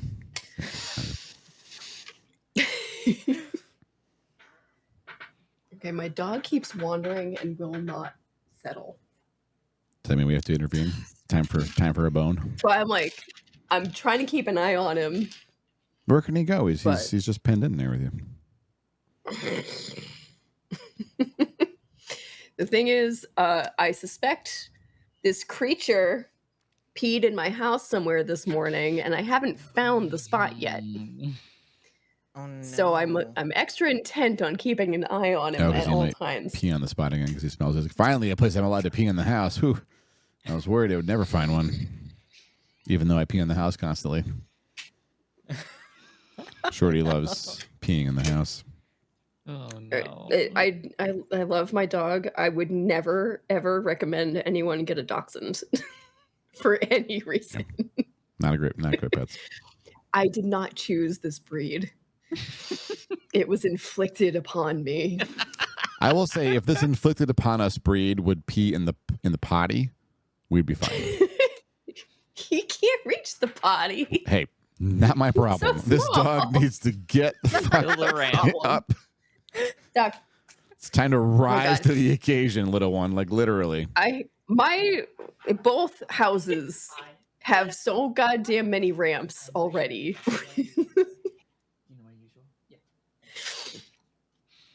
I think I've spent at least $500 in ramps for this dog in the last year. So, self-care. Mm-hmm. Is Taco Bell self-care? I'm getting Taco Bell. That's happening. Thank you. Yes. Yes, it is. My girlfriend just came in and asked me if I wanted Taco Bell. And I said, yeah. Is it uncouth to DoorDash oneself Taco Bell? I ask you. Ladies. Is it uncouth to have Taco Bell DoorDashed while I'm streaming? You put the phone down. Will it get me into trouble? Put the phone down. I will drive over there right now. This is getting better and better. You should also order Lost Taco Bell. Like, what do you want, honey? I'll get it right now. No. Was that not what you meant? Damn it.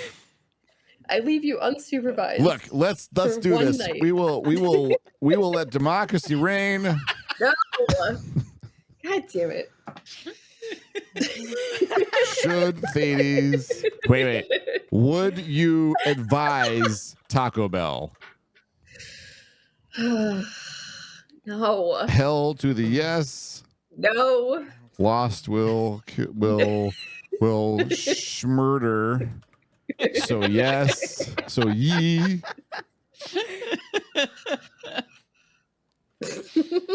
Hang on, we have to make it fit. It's not reasonable. I'm doing my best. Hang on. I want to make sure that every possible answer is reflected so the democracy can be true. Fluffy Scales in chat says, I think Taco Bell is closer to self-harm than self-care. Just to make sure this is clear, that's my girlfriend who is just offered me Taco Bell and is going to get it. All right, there it is. Let democracy reign. All possible answers are reflected. Am I about to order Taco Bell on this phone right now? No. An anonymous gifter gifts us up to Fluffy Scales. Thank you very much, Dan. Hell yeah. Fucking gremlins, all of you. Oh my God, 25% off. The Taco Bell has a 25% off deal. Put the phone down.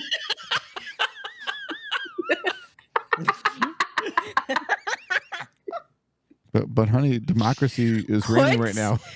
That's six to down. 1 right now, honey. Look, 6 to 1. Vote the 6 to 1. Oh my God. Yeah, Boujig. I've never said your name out loud. I assume it's Boujig. Boujig says that I should do it because of the discount. discount. That's Buzz. Dodoto points out 1/4 more tacos. Buggy G. Actually, it means you get 1/3 more tacos.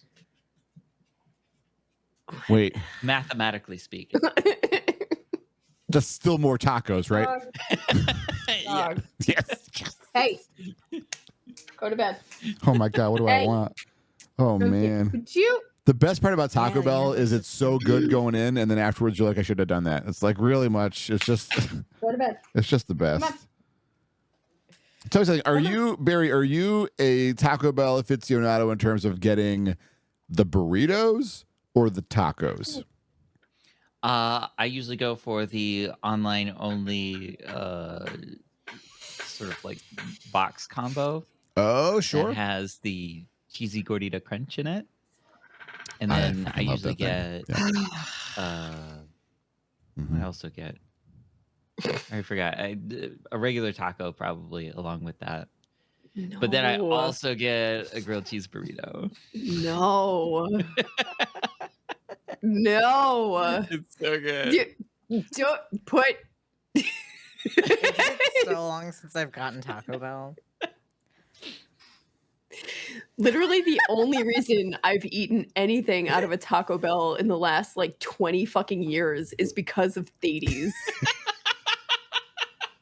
So good, right? Because like twice over the course of our 4-year relationship, I have relented and let you get Taco Bell. Now, let's just pitch some statistics. I don't have exact numbers, but I'm pretty sure if I estimate, you'll still get the vibe, which is important here. We have gotten Taco Bell 2 times. I ask for Taco Bell roughly 4 times a week. Day. 4 times a week. And we've gotten it twice. And how long have we been together, honey? Like 5 years. So that many requests and that many grants. I feel like I deserve Taco Bell tonight. I think I do.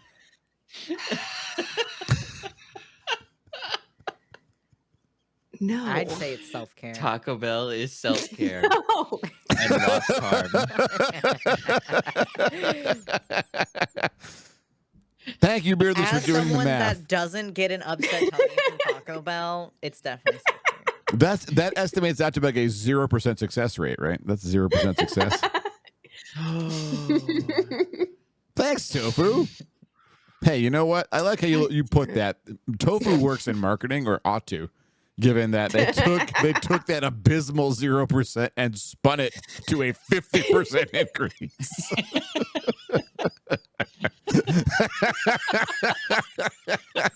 It's like an abject fucking failure. Do you work for Electronic Arts? Like, that's a great fucking pitch. Amazing. Oh god. That was the Taco Bell DC 78. Just like absolutely swept in, bounced the die off 6 walls, and it hit 20, and then knocked the DM out. The 20 is like stuck in his forehead now. Taco Bell is either bags of delicious goo or like crispy plates that you can eat with delicious goo. Right? It's like Taco Bell. It's either an edible plate with the goo, or that is an accurate description of the quesadillas, which is the only thing I will eat from Taco Bell. I gotta get the gordita. It's an edible plate. That's double. I mean, real talk though, because of Taco Bell, when I make tacos like at home, I always do a double decker, which is like you take the soft wrap and then you put the crunchy inside of it and you stick them together with like guacamole or refried beans, and then you fill the thing and then you just go to town on it, because if the whole shell breaks, it doesn't matter. It's in the soft wrap. What a great idea. I feel like that could make me do a taco. Roast! Because usually I do burritos. From Taco Bell? Just in general. Oh, yeah, like sure. Well, so be careful. A burrito from Taco Bell is precisely the same to a burrito at a Mexican restaurant as my success rate is at getting Taco Bell. Like they are not connected. A burrito is traditionally a delicious tortilla, which inside you put sometimes rice and very often beans and a protein and a lot of delicious vegetables and pico de gallo, maybe some salsa. Mm-hmm. It's really amazing. It's usually huge. Sometimes they cover it in a delicious goo. And then Taco Bell saw that and thought, the best part's the delicious goo. Get rid of that other shit. And so they just take the delicious goo and put it in a bag of tortilla. I want to take a moment. You know I'm right. I want to take a moment to point out your success rate in getting Taco Bell. Yes. Versus the number of times we've gotten good Mexican food over the last 4 years. Once every other month or so, we'll get Mexican food. Pretty much every time you come to my house, we get Mexican food. Oh, right. I guess I was thinking about the Mexican food in this house. I was like, and also we've gone out to a nice Mexican place. Oh, that's true. We've never gone out to Taco Bell. Oh yeah, we did one time. We did, yeah. See, Taco Bell isn't Mexican food. No, that's right. It's American. No. It's Taco Bell. It's not Mexican food in the same way that grilled cheese and tomato soup is not pizza. They are the same. Shots but fired. They're not. Everybody, sit down. It's coming in hot. It's too much. They're good in their own ways, but they're different, even though they're made of the same stuff. Yeah. Lost Taco Bell order is the aforementioned plate with goo inside. Yeah, it's the goo-filled plate. I only get the quesadillas because I don't trust anything else. Are the wrappers edible? I would not. I would not eat the wrapper from Taco Bell. I guarantee you that they're radioactive. I would not. I would not eat the wrapper at Taco Bell. Yeah. If you find yourself experiencing an alien invasion and you need to protect yourself, grab a Taco Bell and use the wrapper to shield yourself from their weaponry. I think you'll be okay. The foil ones? The foil ones, yeah. Something going on with those. Put one in the microwave as a bomb. Oh my God. No, you'd rip the space-time continuum again. The last time was bad enough. Again. Don't you dare put that in the microwave. It's just those space blankets. Ugh. Yeah, they're like space blankets. The weird, like, crispity, cricky. That the space blankets specifically are on my mind because I just finished re-binging Better Call Saul, which is one of the comfort shows in the rotation. Back to the self-care. We should go over our comfort shows after you're done. Yeah. Do that. Okay. So I just watched Breaking Bad and Better Call Saul back to back because you have to, right? Mm-hmm. I have not yet rewatched the El Camino movie, which I've only seen once. Movies are harder for me to rewatch, I think, because it feels like a bigger time commitment, even though if I'm watching a show, I'm watching like 4 times as much. Yeah. It's because you can stop. Yeah, you can anytime. It's stop broken up. Yeah. It's broken up into shorter bits. So I'm like, okay, I could end it here. I'm going to watch 4 more episodes, but I could stop after just one. Yeah, I feel like my comfort shows are I have a weird mix. So like I have those 2. I have House is one I've watched several times over. Gilmore Girls, and now The Marvelous Mrs. Maisel. I think Etoile will be added to that roster too, because was a good show. Anything that Amy Sherman Palladino makes, I'm obsessed. She's so good. She's such a gremlin. Like everything she makes is very neurodivergent coded. But there's only like a couple of references to characters actually being like ADHD. But the one that I got Thades hooked on is MASH. That's my ultimate comfort show. I've watched that dozens of times all the way through. And we just finished the series because he had never seen it before. And then we immediately started watching it again. I kind of had to. Like the end of MASH is so hard. So first of all, I had no idea.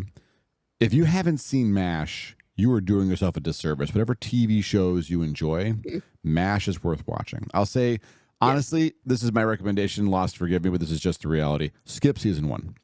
Jump to season 2 and start there. No. And then listen, be careful. No. Trust me, I know my audience. Watch season 2 and then season 3. And when you're like, shit, this is great. Why did I skip season 1? Go back and watch season 1. Because season 1 has a couple of things in it. It was the 70s. And the show, for the most part, is shockingly progressive in terms of its approach to racism, homophobia, sexism. Eventually, about season 5 or 6, they start tackling that stuff. But they're like, and it was the 60s and 70s, so they really did advance in their values, and they were very forward about that stuff. And it's really great. It's a marvel to watch. And the whole time you're watching the first like 4 or 5 seasons, 6 seasons.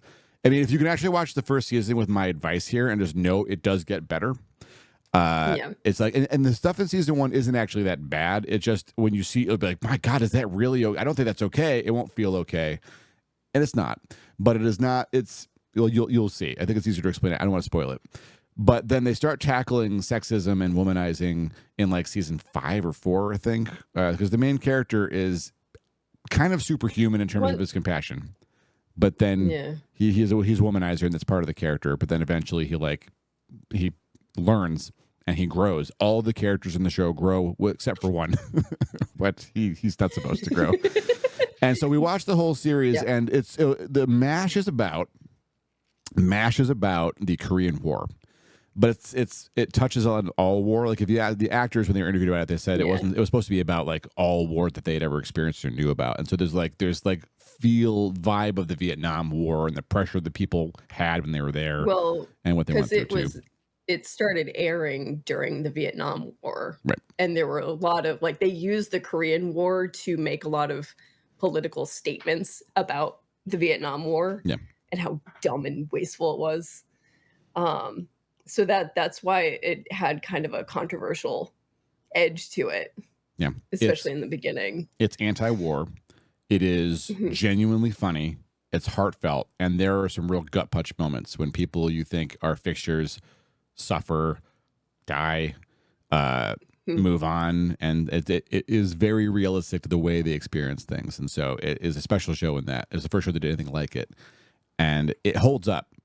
It holds up. The show is really funny. It's really enjoyable. And after the last episode's gut punch, I felt like I would not be okay until I found out that they did a MASH reunion where most of the actors and directors and the producer were still alive. A couple of the actors didn't make it, but they were interviewed years ago, and they had like archival footage where they talked about it. And so Lost and I watched this like hour and change thing where they all talked about their experience on the show and like how some of them regretted leaving when they did, and some left because for their life they kind of felt like they had to.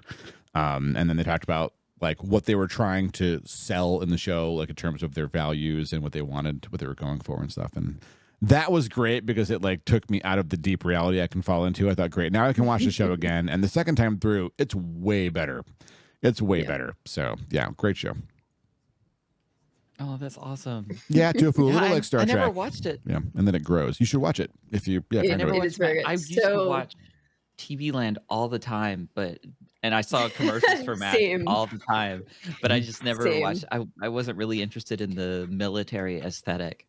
And even before TV Land, like I was watching Nick at Night, like that's where that started, right? And I remember like in the summers, there would be the block parties and it was like MASH Monday, Welcome Back Kotter Tuesday, I Love Lucy Wednesday. Like it was different lineup every year, but like I watched all of that shit. But MASH is the show that like, I don't even like, obviously I didn't understand a lot of it. Like most of it went over my head when I was a kid, like kid, because my grandmother would watch all this stuff too. So it was like, she was my childcare for most of my like youngest years. So this stuff was like on the TV a lot. And some of it was universally funny, no matter how old you are. Right. But a lot of it went over my head. But then I would like rewatch it. It's like, I'm picking up something new every time as I'm getting older. And even now, like there's stuff that I can still dissect in a new way whenever I watch it. Yeah. But check it out anyone here who like knows absolutely fuck all nothing about the show will appreciate Corporal Klinger. Because he's so he's not trans, he's not like, he's a cross-dresser to get out of the army. Like he's bucking for a Section 8 discharge, like he wants to be seen as crazy, but he adopts it in such a way. It's like, oh, he genuinely enjoys it. He dresses up very well, he walks very well. Yeah. That's and awesome. The thing is, like the people who are, you know, stick up the ass regular army obviously hate him, right? Because he's just so disrespectful to the army and da-da-da. But most of the characters on the show just embrace it as a normal thing, and they like play into it, and they'll like, oh, Klinger, you should have worn this dress for this occasion. Like it's really, really sweet. It's really great how supportive everyone is. Yeah, they're not really making fun of him. They're really supportive of it. Like they treat it like this is the way it is. It's really good. Good. I've seen some MASH when I was really young, and I feel like I've seen at least clips of that. Yeah. Since then, because that rings a bell. I wouldn't have been able to tell you really any major scenes from the show, but I'm like, I remember that. So like that's stuck in my head. It's worth watching just for Klinger. Like that's a reason to get into it, right? It's very anti-military, if that helps too. Yeah. So like, don't worry about like, if you don't like the army, neither do they. Neither do they. They don't. Because it's all, you know, I mean, MASH stands for Mobile Army Surgical Hospital. Yeah, so doctors. Most of the people there are not regular army. They don't want to be there. They were draftees. They're doctors who would rather not be, you know, patching up people to then go back and fight more. Right. So it's very, very anti-war overall and throughout. And even some of the regular army people are not like all in supportive of the war. So it is worth watching. Absolutely. On a lot of levels, like just the general humor, the commentary, the characters are great, but like Klinger's, how supportive everyone was of Klinger's like wearing women's clothes and accessorizing and all these things. Like that's something that I wasn't really conscious of. Like, oh wow, like it was super fucking progressive for most of the people there to be like, yeah, he's Klinger. He wears dresses. Like that's just who he is, and we love him for it. Yeah, I love that so much. It's very, very good. Okay, friends, we're going to feed the Bezos his last due for the evening. So take yourselves 3 minutes to stretch your legs, get yourself a treat. Maybe your treat is secret chocolate. Maybe your treat is using the fact that Bezos is chopping you and no one can see your camera to place an order on a certain app. Maybe you need to fill your cup of water. Mine is quite full. I can see you behind the Bezos. I hit the button right now. We'll see you all. We'll see you all very soon. Okay, bye. Love you. Okay, bye. We'll see you very soon. Farewell, temporary farewell. Temporary farewell. That's fair. Lost, what do you want, honey? No, put the fucking phone down. Okay, so when I buy an absurd amount of ice cream to fill Thades' freezer. I have a deep freezer. I think I need to get. I think they have a peanut butter cup, and they have a banana, and I'm gonna get them and combine them. Yes. I'm inspired now. I mean, we're gonna have so many. I'd have to do. You first. Okay, I'd have to do like banana on top because I don't like frozen fruit in my ice cream. So the banana ice cream it doesn't have like chunks of banana in it. It's all mushed. Like the flavor. Yeah.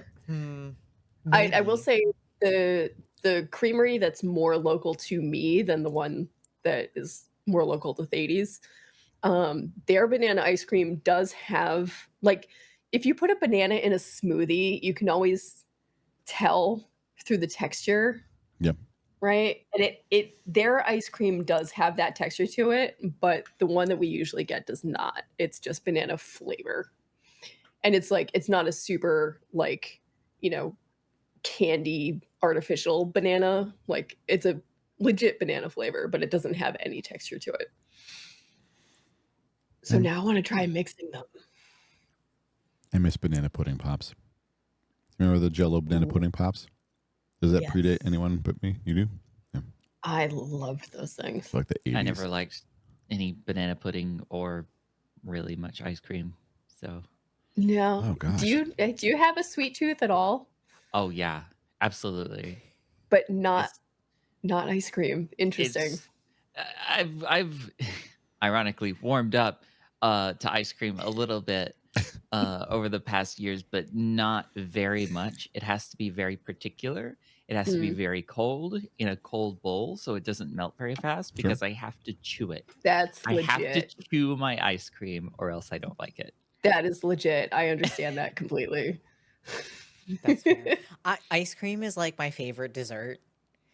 So like out of everything, I'm like, I'd much rather have ice cream than like a cookie. Sure. Or Yeah. I'm opposite. Or like a brownie. I'm like, give me ice cream every time. I'll take anything. Everyone tries to ruin all the brownies and stuff by putting ice cream on it.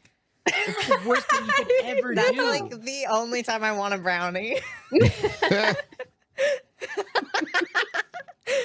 Brownies are like maybe my least favorite dessert, but I also am not a huge fan of chocolate. So like, yeah, I love brownies. As long as they don't have chocolate chips in them. I don't like chocolate chips usually. I'm okay either way. It depends on the chocolate chips themselves, because like bad quality chocolate chips will ruin an otherwise perfect brownie. But I agree. I would just go further. I know I'm in a minority. I get it. No, I don't think you are. I think I am. So many brownies have chocolate chips in them, and it hurts my soul. Oh, brownies just for the cake experience. I'm with you. I only put chocolate chips in because Lost asked me to. Like, I think it's a very particular texture of cake. Right. Yeah. It's a fudgy cake. Yeah, I love it. Oh, it's so good.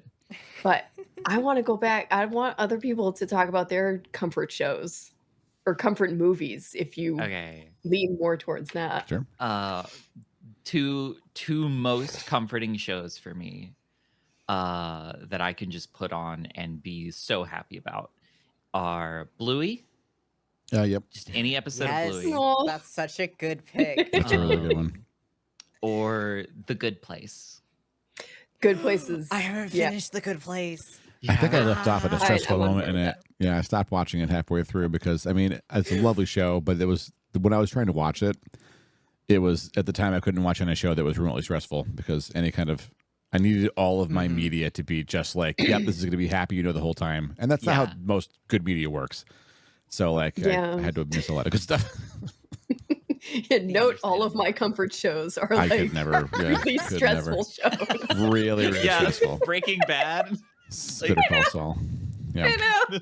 The most stressful show I've ever watched. It's just, it needs to be engaging to me. Oh, right. And like, if it's not like interesting enough, then I won't rewatch it. So I have an issue where I don't finish media sometimes, like a show, if I know it's like the last season, and I'm like, but if I just don't watch it, it's not ever over. Oh my God. I could never. I tried to do that with MASH. I don't work like that. I got in trouble when I asked to do that for MASH. I was not allowed. And I like, and I have the intent to watch the last season, but like I just like procrastinate watching it. So I'm like, I don't want it to be over. I like it too much. No. But then if you finish it, you can rewatch the whole thing. Yeah. Again. And then you can catch on to the little things they add that you only know now. Yeah.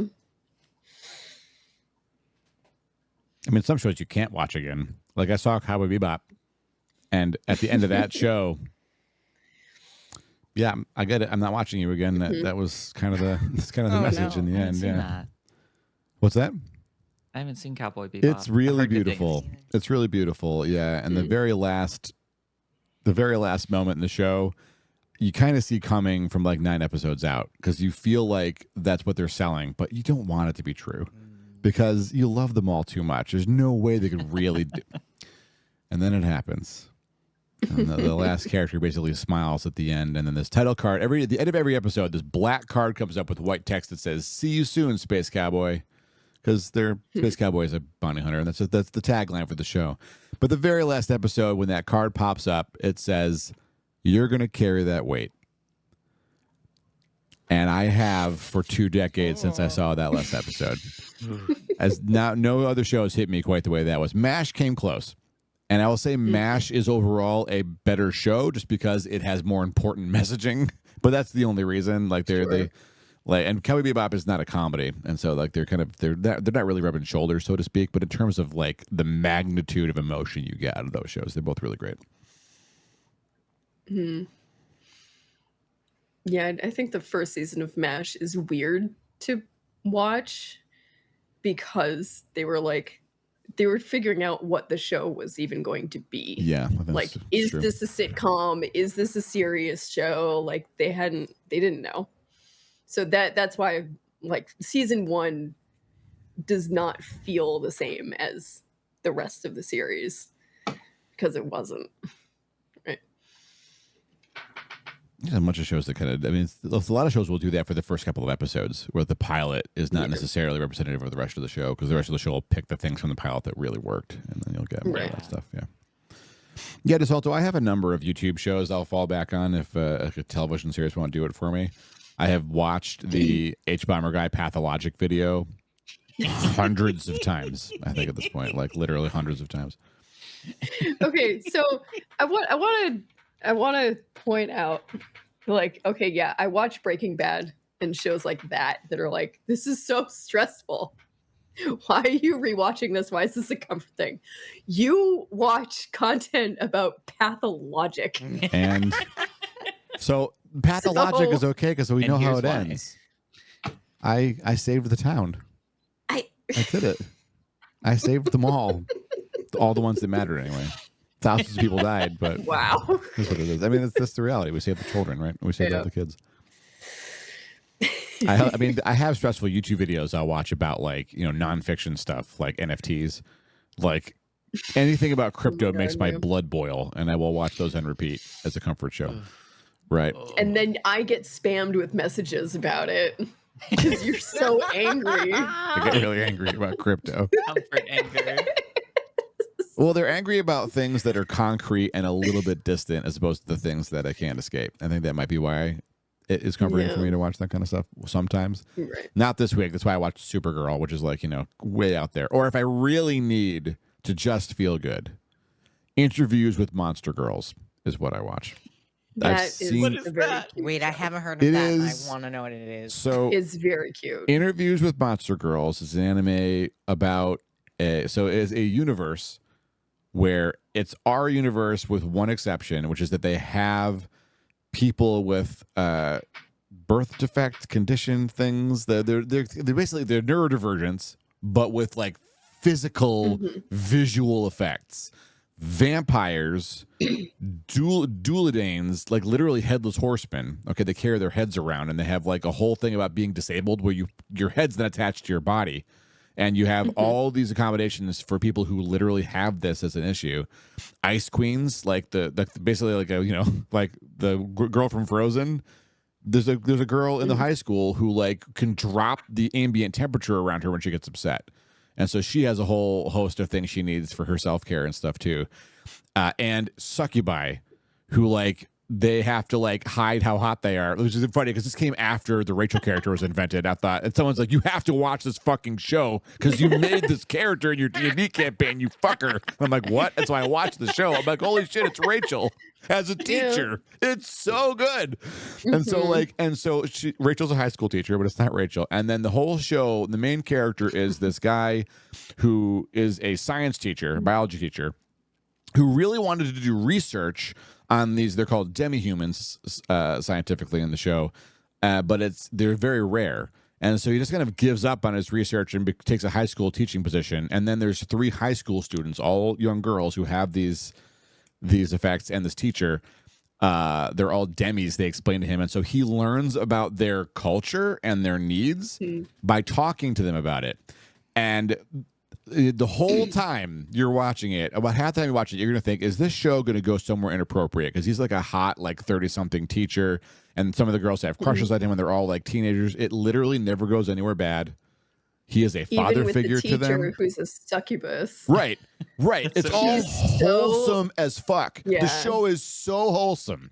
It will make you feel good the whole time you watch it. It's cute. It's nice. They all grow and learn about themselves and each other, and the girls make meaningful friendships and learn how to be friends with people in spite of their own insecurities. And they nothing's left on the table. They talk about feelings. It's a great show. If I'm really down, I will marathon that show in a day, and it will help. It is very good. I'm definitely gonna have to check that out. It seems right up my alley. The last I knew, they have the funding to make a second season finally. Like they have more written, so we might get another season of Interviews with Monster Girl. I'm very excited about it. I check once a year to see where they're at because it's like that kind of a process. But yeah, I haven't checked this year yet. Like I'm not usually an anime fan, but I loved that show. It was so cute. That's really cute. So there's your like endorsement. We're gonna watch it again.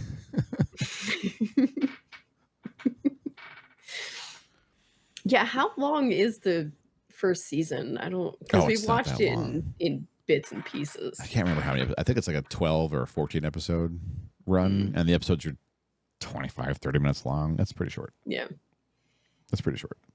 So yes, you could marathon it in one day. Yeah, safely. It's a safe day marathon. It's not a 26-hour day marathon. Okay. Don't worry. You're not watching Lord of the Rings uncut all front to back without taking a break. Like that's not what this is. Why not? You could. That's not good self-care. Thank you, Lost. That's the point of the stream. That's the best self-care. It's self-care if you're with your friends eating a full Hobbit feast. Of Taco Bell. If we're getting Taco Bell, watching Lord of the Rings all day. Taco Bell serves breakfast, Taco Bell? lunch, and dinner.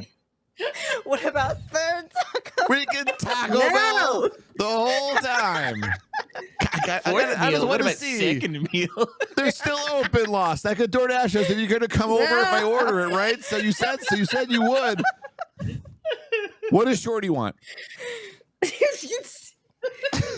you want to pay those vet bills? So we'll just get him a little Cinnabon Delight thing. It's a little like.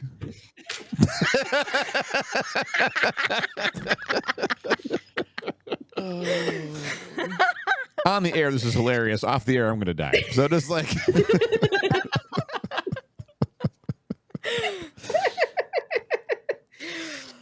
Apparition. Boy. Oh, boy. Oh, you must be bored because you're watching the theatrical releases. You need the extended editions so that you won't. Oh yeah. I mean, to be honest with you, reading the books is a bit of a labor of love. Like there are parts of that book that could have been edited out. Oh yeah. yeah, Thades Prime is trying to soldier through the Fellowship, and he got to like, I want to say he's like maybe 7 chapters in, and he's taking a break. Oh, it's a He lot. said it's very slow. That's valid. I'm like, it is pretty slow compared to the stuff he reads, where it's just action every other page. You know, it's just like. So he's 10. I mean, it's also like that kind of reading is good for his ADHD because it will teach him.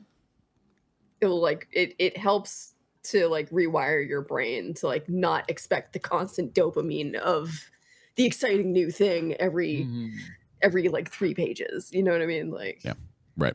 Like sometimes it is slow. Yeah, I mean, it's like it's not a constant excitement thing. You know, it's kind of like it's a little bit MASH in that they're trying to explain what it was, because he was like a World War I soldier. And so even though he'll tell you the story, it's not about the war, it's not, but a lot of the way he sets things up and explains the connections between the characters and why he pays so much attention to detail is, one, because he was a nerd and wanted to make his own language, but 2, because that was his whole lived experience, was surviving in World War I and his surviving friends that made it home or didn't. And that's what the people, like the beings who had to leave on the boat, like Frodo getting on the boat and going away, is literally Tolkien telling his buddy, it's okay for you to let go and die because you went through a lot and you didn't come back like the rest of us did. Like you got back in body, but your mind never came home. And so like that's what the story's actually about. And so if you sit through all those pages of being like, why the fuck are we doing it's almost biblical in terms of how long they'll take to describe a meal, you know, but that's because the details matter. That's how they grounded themselves when everything sucked over there. He was at the Battle of the Somme, which is like an apocalyptic event where like literally it was one of those battles where they debuted machine guns for the first time, and like people didn't know how to behave because they used to just march in beautiful columns and stuff, and then first rank kneel down and shoot, and then second rank kneel down and shoot and take turns reloading and stuff, and they just all got absolutely mopped up. Like just literally hills of bodies that they were climbing over because they were so shell shocked from the experience. They didn't know how to proceed with the war, and they're climbing over their friends' bodies. They did not come home okay. So that's the kind of stuff they're talking about in Lord of the Rings. That's like, he's like, why do they spend so much time talking about this? Because it's the only way they were able to hold on to themselves. So with that context, it's still a slow book. It's still a slow book, but it helps to know that, I think. Hey, programmer. I don't know how Tolkien did self-care. I guess he made his own language and wrote. Several languages. Yeah, right. Yep. Dog, what do you want? The Hobbit is a much easier read than The Lord of the Rings. I'll say that. Like that was targeted at almost a younger audience, and that's a fun read. Yeah. I enjoyed that. Hey. Hi. Yeah, you come here. What's happening for Doug? Here comes the Doug. He hasn't been happy coming up. Upset. Why? Oh, because you're not upstairs. So upset. Mommy's supposed to be on the couch right now. I know. We have to change some routines, Bubs. For the dog's sake, maybe we should celebrate the fact that we stayed on topic. We kind of did, didn't we? We did it. We meandered around, but we always came back. That's what takes conscious effort, but we did it. It wasn't me. My conscious effort was trying to order Taco Bell, and it was squandered. I'm sorry, Lost. I know I caused this. I'm so sorry. Yeah, blame Barry, not me. She said I could do it. No, I'm not going to blame her. She has nothing to do with this. What if I get French fries? Can I get the French fries from Taco Bell with the? Oh, why would you do that? Why would you do that? You're right. I should get something different from Taco Bell. Thank you, honey. Good advice. Oh my God. Hi, puppy. Can we? They have chicken nuggets right now. No. No. Oh, dear. That's something that I've been working on in myself, because I started a book club in my Discord, and the more that I read, the faster that I read. I'm getting my skill back to speed through a novel again, and it feels so good, actually. Oh, I need to do that again too. I read a book finally recently, earlier this year. I read a novel for the first time in like 10 years. Oh gosh, that's great. It was so good. I want to do more. When the last time I read a book? It was this year, wasn't it? Oh, I mean, I'm reading a book in an audiobook, which I guess that counts. But when I try to enumerate the books I've read, I don't include those, which is not fair to myself. Which you should. It's a slightly different experience, but I mean, you're still reading. Yeah, that's also true. Internalized ableism. It's okay to listen to an audiobook and say, "I read this book." Yeah, I guess that's what that because is. Because you still consumed the book, whether you read the words on the page yourself or you listened to someone else reading the words on the page. It's just a different format. Yeah. Yeah. Thank you. I read the same book twice in a row then because I listened to it twice in the car. I'm probably gonna do it a third time. I'm trying to learn. I'm trying to learn from it. Life of Pi, was that good? Fan fiction. Fan fiction is self-care. Fan fiction counts as a thing. That counts as reading for sure. There's like so much fan fiction. Some of it comes movies.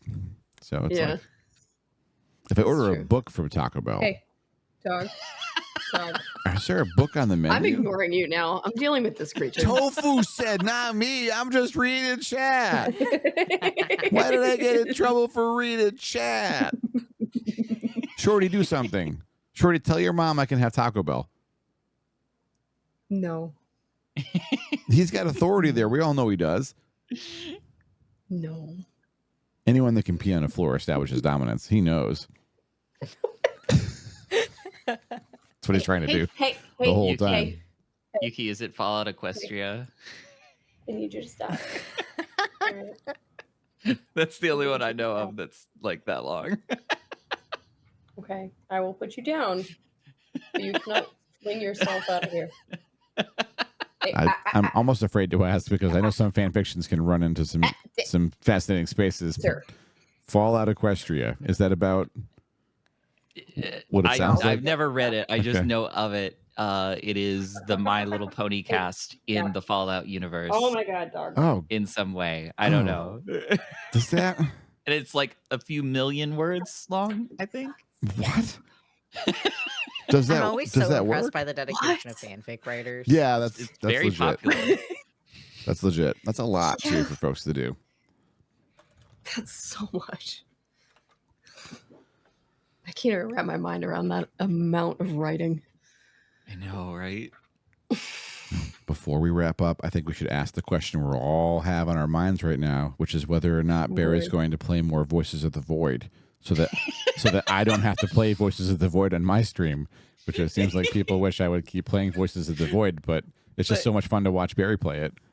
The next time I play, I have to go into the scary cave, and that's scary. I'm so excited for that. I'm so excited for that. Like that's what we need. That. Oh boy. It was like I watched. So I have spoiled myself a little bit on the game between you and like I watched a YouTuber kind of like blitz through and review it. And the review, I made Lost watch it because he did this. He did a couple things that were really funny. This is not a spoiler, don't worry. But the one thing he did was, I don't think you'd ever do this, Barry.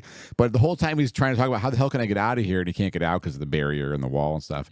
And then the email says the only way anything gets in and out of there is the drone. And he's like, huh. And then the next moment, he has the tether thing you use to get the card out. Yes, the hook. The hook. He hooked himself to the fucking drone. And he's like getting drugged through the air by the drone, flying. He's playing this pumping fucking soundtrack while he's like getting zipped, and the physics is going nuts. And he's like, "Oh my god, is he gonna throw him out of the game?" Like he's like, ah. And then the drone keeps flying, and he gets stuck on the invisible barrier wall. And he's like, "Oh." What happens when the drone despawns? He falls to his death. So now,